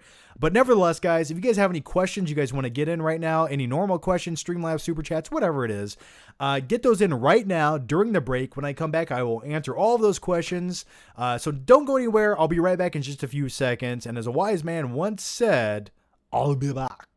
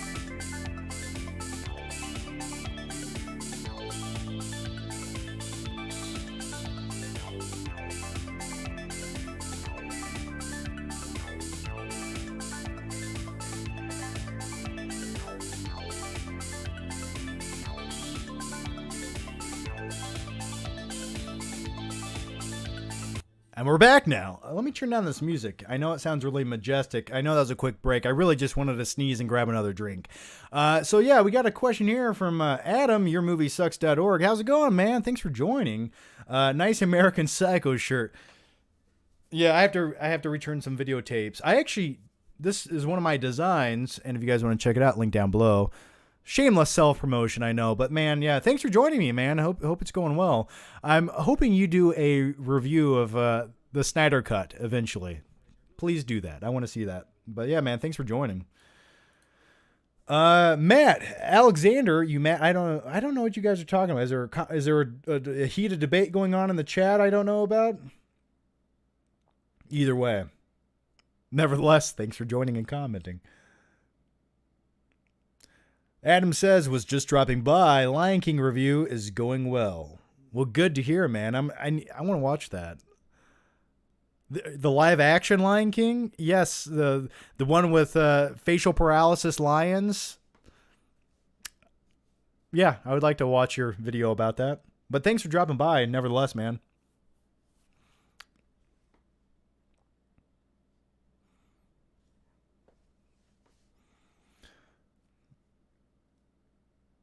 Yeah, no rush on watching it, Just give it it's 4 hours long, it's maybe by next year you can put it out. Cobra says, did you see the storyboards for Snyder's Justice League trilogy? Yeah, I saw some early concept trilogy storyboards somewhere. I don't know the entirety of them all, but I did see something. I need to go back and check them out. I'll have to Google them or something. Fair or Lovely. I just got that shirt and your new magical mystical one. I should be getting it before my birthday. Well, thanks, Farrell Lovely. Thank you so much for that. Much appreciated. And if you want to, tweet me a picture of that and I will share that. But thank you for that. DJ Run 01, did you ever think about going into the military after high school? I thought about it for about 5 seconds one day, and I was like, that would be kind of cool, but I just didn't have it in me to do it, man. I couldn't do it. And I kind of already knew what I wanted to do with my life. So I didn't really need that stepping stone or those couple of years in the army or the military to really decide that. So no, it was never a real thought that I had. Though I thought it would have been kind of fun and adventurous. But I never did it. I had many friends that did though.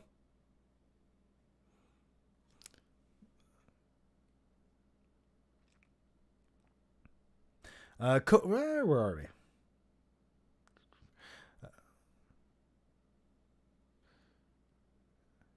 YourMovieSucks.org says, I've seen Suicide Squad, Aquaman, and Shazam for the DCEU.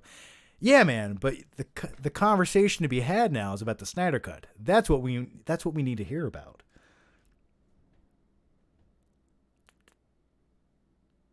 And I honestly think you might enjoy this more compared to those previous films. Or at least way fucking more than Suicide Squad. All right. Josh Rivera.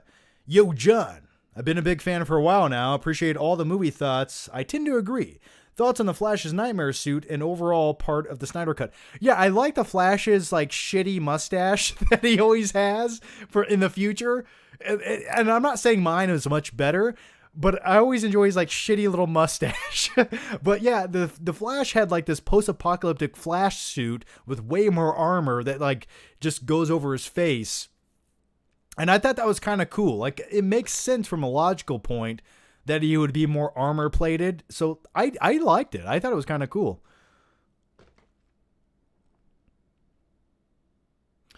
The FlickPix Eyeball. Why is this the best username ever? The FlickPix Eyeball says, I was meaning sorry for a lot of money before, as I haven't got much. Also, would you do a rusty trombone to a random fat guy for $10 million? What the fuck? I don't know. Rusty, I don't know what we're talking about anymore. But yes, for $10 million, there's not many things I wouldn't do, I suppose. And dude, don't worry about it. Just comment in the normal chat. I'll try to read your questions as much as I can, but thanks nevertheless, man. Rich the Savior. Do you think Superman was kind of vicious at the end and during the fight with Uncle Steppy? Seemed angrier than the Justice version. Yeah, it seemed like he had a little more passion and hatred going on, and I like that because if you're going to have the black suit Superman show up, I think he should have a little more like hate in his heart rather than be the Boy Scout Superman. So yeah, I definitely did notice he just was like kicking Steppenwolf's ass a bit more, and it was a little bit more violent, which is what I liked about it. I thought that's what we were missing from the original cut. So yeah, I did notice that as well. It's Ashcott. Hey, John, let's play. You have 300 seconds to defeat a villain with the strength of Thanos, the wit of the Joker, and the powers of Loki. You are able to choose a sidekick and superpower. What are they, and how will you defeat him? What? That is a lot of... Okay, that's a loaded question there. What? I don't know. I'd probably just let Thanos win and say, you know what? Let's wipe out half of humanity. I mean, I agree we're sort of overpopulated. I almost sort of agree with his ideology. Because if we get rid of half, maybe the other half can strive and be better. I'm kidding. Yeah, so what was I pick one sidekick? I don't know. I'll pick Robin as my sidekick just because he makes me feel so much more superior and stronger and better about myself. Plus, I've always wanted a little sidekick that wears green tights that runs around with me. I don't know why. That's just what I want if I was a superhero. So I think I answered your question. I hope I did. Michael Timmy. Theory. Rich Evans' skeleton is really Tiny Todd. That's an interesting theory. I will neither confirm nor deny it. And Adam, thanks for joining me, man. Have a good night, and I look forward to your thoughts on the movie if you ever do decide to make a video, man. Thanks for hanging out. All right, the next one, Frank Rambo. It is difficult making videos or streams when you're having a bad day or just not in the mood. As someone that's not a people person, I feel like that would be hard. Is it difficult making streams when you're not in the mood? Well, I don't make streams when I'm not in the mood. That's why I've never said, guys, every Tuesday at 3 o'clock, I will make a new live show. That's why I don't do it. I refuse to do it. I will not commit to that. That's why every time you guys get a new live show from me, it's random. Like, it could be any day of the week, any time at night. And it's whenever I muster up the energy to want to make that live show. So that's why these are so sporadic sometimes. So yeah, I make them when I feel like it. That way I can really enjoy doing it. I just don't want to force it. I don't want to be obligated to do it. Because sometimes that shows, and I don't want that to show. Like, I want to make this fun.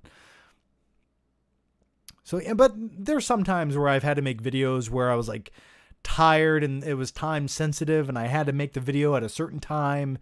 And, you know, that's just like, I always hate doing that because there's been a few times where, for example, I knew I had to get a review out before the next day because maybe I was busy and couldn't do it. So then what does that mean? That means that entire night I skip sleep, I shoot the video, and then I'm tired, and then I know I'm going to edit the video with my eyeballs bleeding.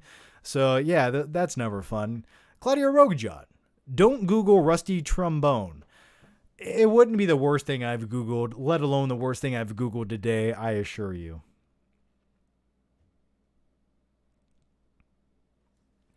Crunchy Nachos.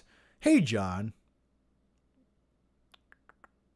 I'm not sure if this is possible, but I was wondering if you could stream an episode of Falcon and Winter Soldier so we could watch it with you and you could give us your thoughts. See, the thing about streaming or live streaming me watching a TV show is I would have to watch it once and then do the live stream because I need to watch it and truly get immersed into it the first time. So I don't know. There's something about rewatching it the second time, just it doesn't feel the same. So I don't know. I don't know if I would do that. But I will, if I watch it and I like it, I might do a weekly review of the show. Cobra. What's more of a mistake, Justice League or American Psycho 2? Probably American Psycho 2, because think about this. had we never got that shitty Joss Whedon Justice League, right? Well, then the studio years later would have never given Zack Snyder full creative control to get what you got today. You were never going to see that 4-hour runtime movie in theaters originally. We weren't going to get that. Like, they would have given it, we would have had Zack Snyder directing a Justice League movie, but it wouldn't have been a 4-hour Justice League movie, and maybe they would have split it into two parts, and it might have been, but I remember reading so much about how Warner Brothers originally wanted that to be around 2 hours. So, in the end, you sort of got what you needed, right? So, Josh Riviera, John, do you think it just cut to Lois so randomly sometimes? Yes, I do. It sometimes did feel a little bit random how it cut to Lois and like what she was doing and why she ran down to interact with Superman once he came back to life. I was like, okay, like that feels a little bit odd how we got here, but all right. Rich the Savior, let's all just watch Forrest Gump together. That's a good stream. Can we just watch the Lieutenant Dan scenes together? Let's just watch all of those.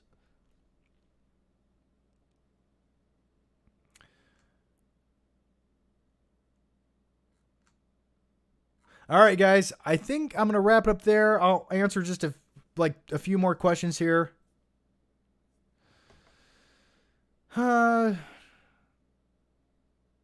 Has any 4K froze on you? I don't think so.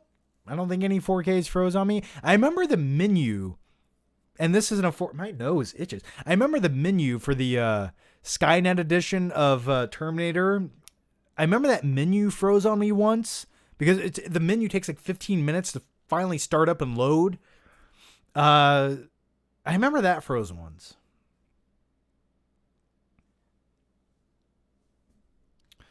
All right, I'm going to make this the last question, guys. Ricardo Franco, and thanks for joining me, Ricardo. I hope you're doing well, man.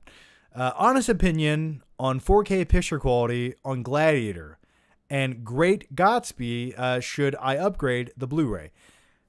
Gladiator to me looked good on 4K. Though I did have to update my Blu-ray player to my 4K player to play it. The Great Gatsby, I was never a big fan of, especially the Leonardo DiCaprio version. So that's up to you. I haven't seen it yet on 4K. I don't know anything about it. So, but yeah, Gladiator on 4K looks pretty good. So yeah, man. Maximus Decimus Meridius. Claudia Rogajon. And this will be the last question because he just put it in there. Do a stream of Rumble in the Bronx? You said you would. Did I? I never said I'd do a stream of Rumble in the Bronx with Jackie Chan. Maybe I did, but I didn't mean it. I love that movie. I can watch that again right now. That's a great popcorn movie with Jackie Chan. But no, I don't. Why would I stream Rumble in the Bronx? I mean, that would be interesting though. Like I should just do what I'm doing now with a stream of Rumble in the Bronx playing, and occasionally I just talk about it for no reason. That would be fun. All right, guys. You guys keep saying pick the flick, pick the flick. I will play pick the flick on the next live stream. I just wanted to do this tonight to kind of talk about the Snyder Cut a little bit, get your guys' thoughts on it, and just hang out with you guys for a little bit. But I can do another live stream this week or this weekend, and we can play pick the flick then. How's that sound? Sound good? We will play it next time. All right, guys. Somebody just said Great Gatsby isn't on 4K. So, yeah, I didn't think it was. Farrah Lovely says, good night, stay safe, you too. As always, guys, thank you guys so much for joining, watching, just showing a little bit of support, hanging out. And if you guys want to, before you take off, and if you want to, give the video a like and click that stupid notification bell. That way you guys don't miss any new videos, because I keep getting messages about people not getting new videos in their sub box, and that's YouTube. They hate me, and they're trying to hide you from me. They don't want us to be together. Okay? So click that notification bell if you want to. As always, guys, stay safe. Have a good night. Go eat some popcorn. And if you haven't seen it yet, go watch the Snyder Cut. And I will see you guys next time. Take care. Bye.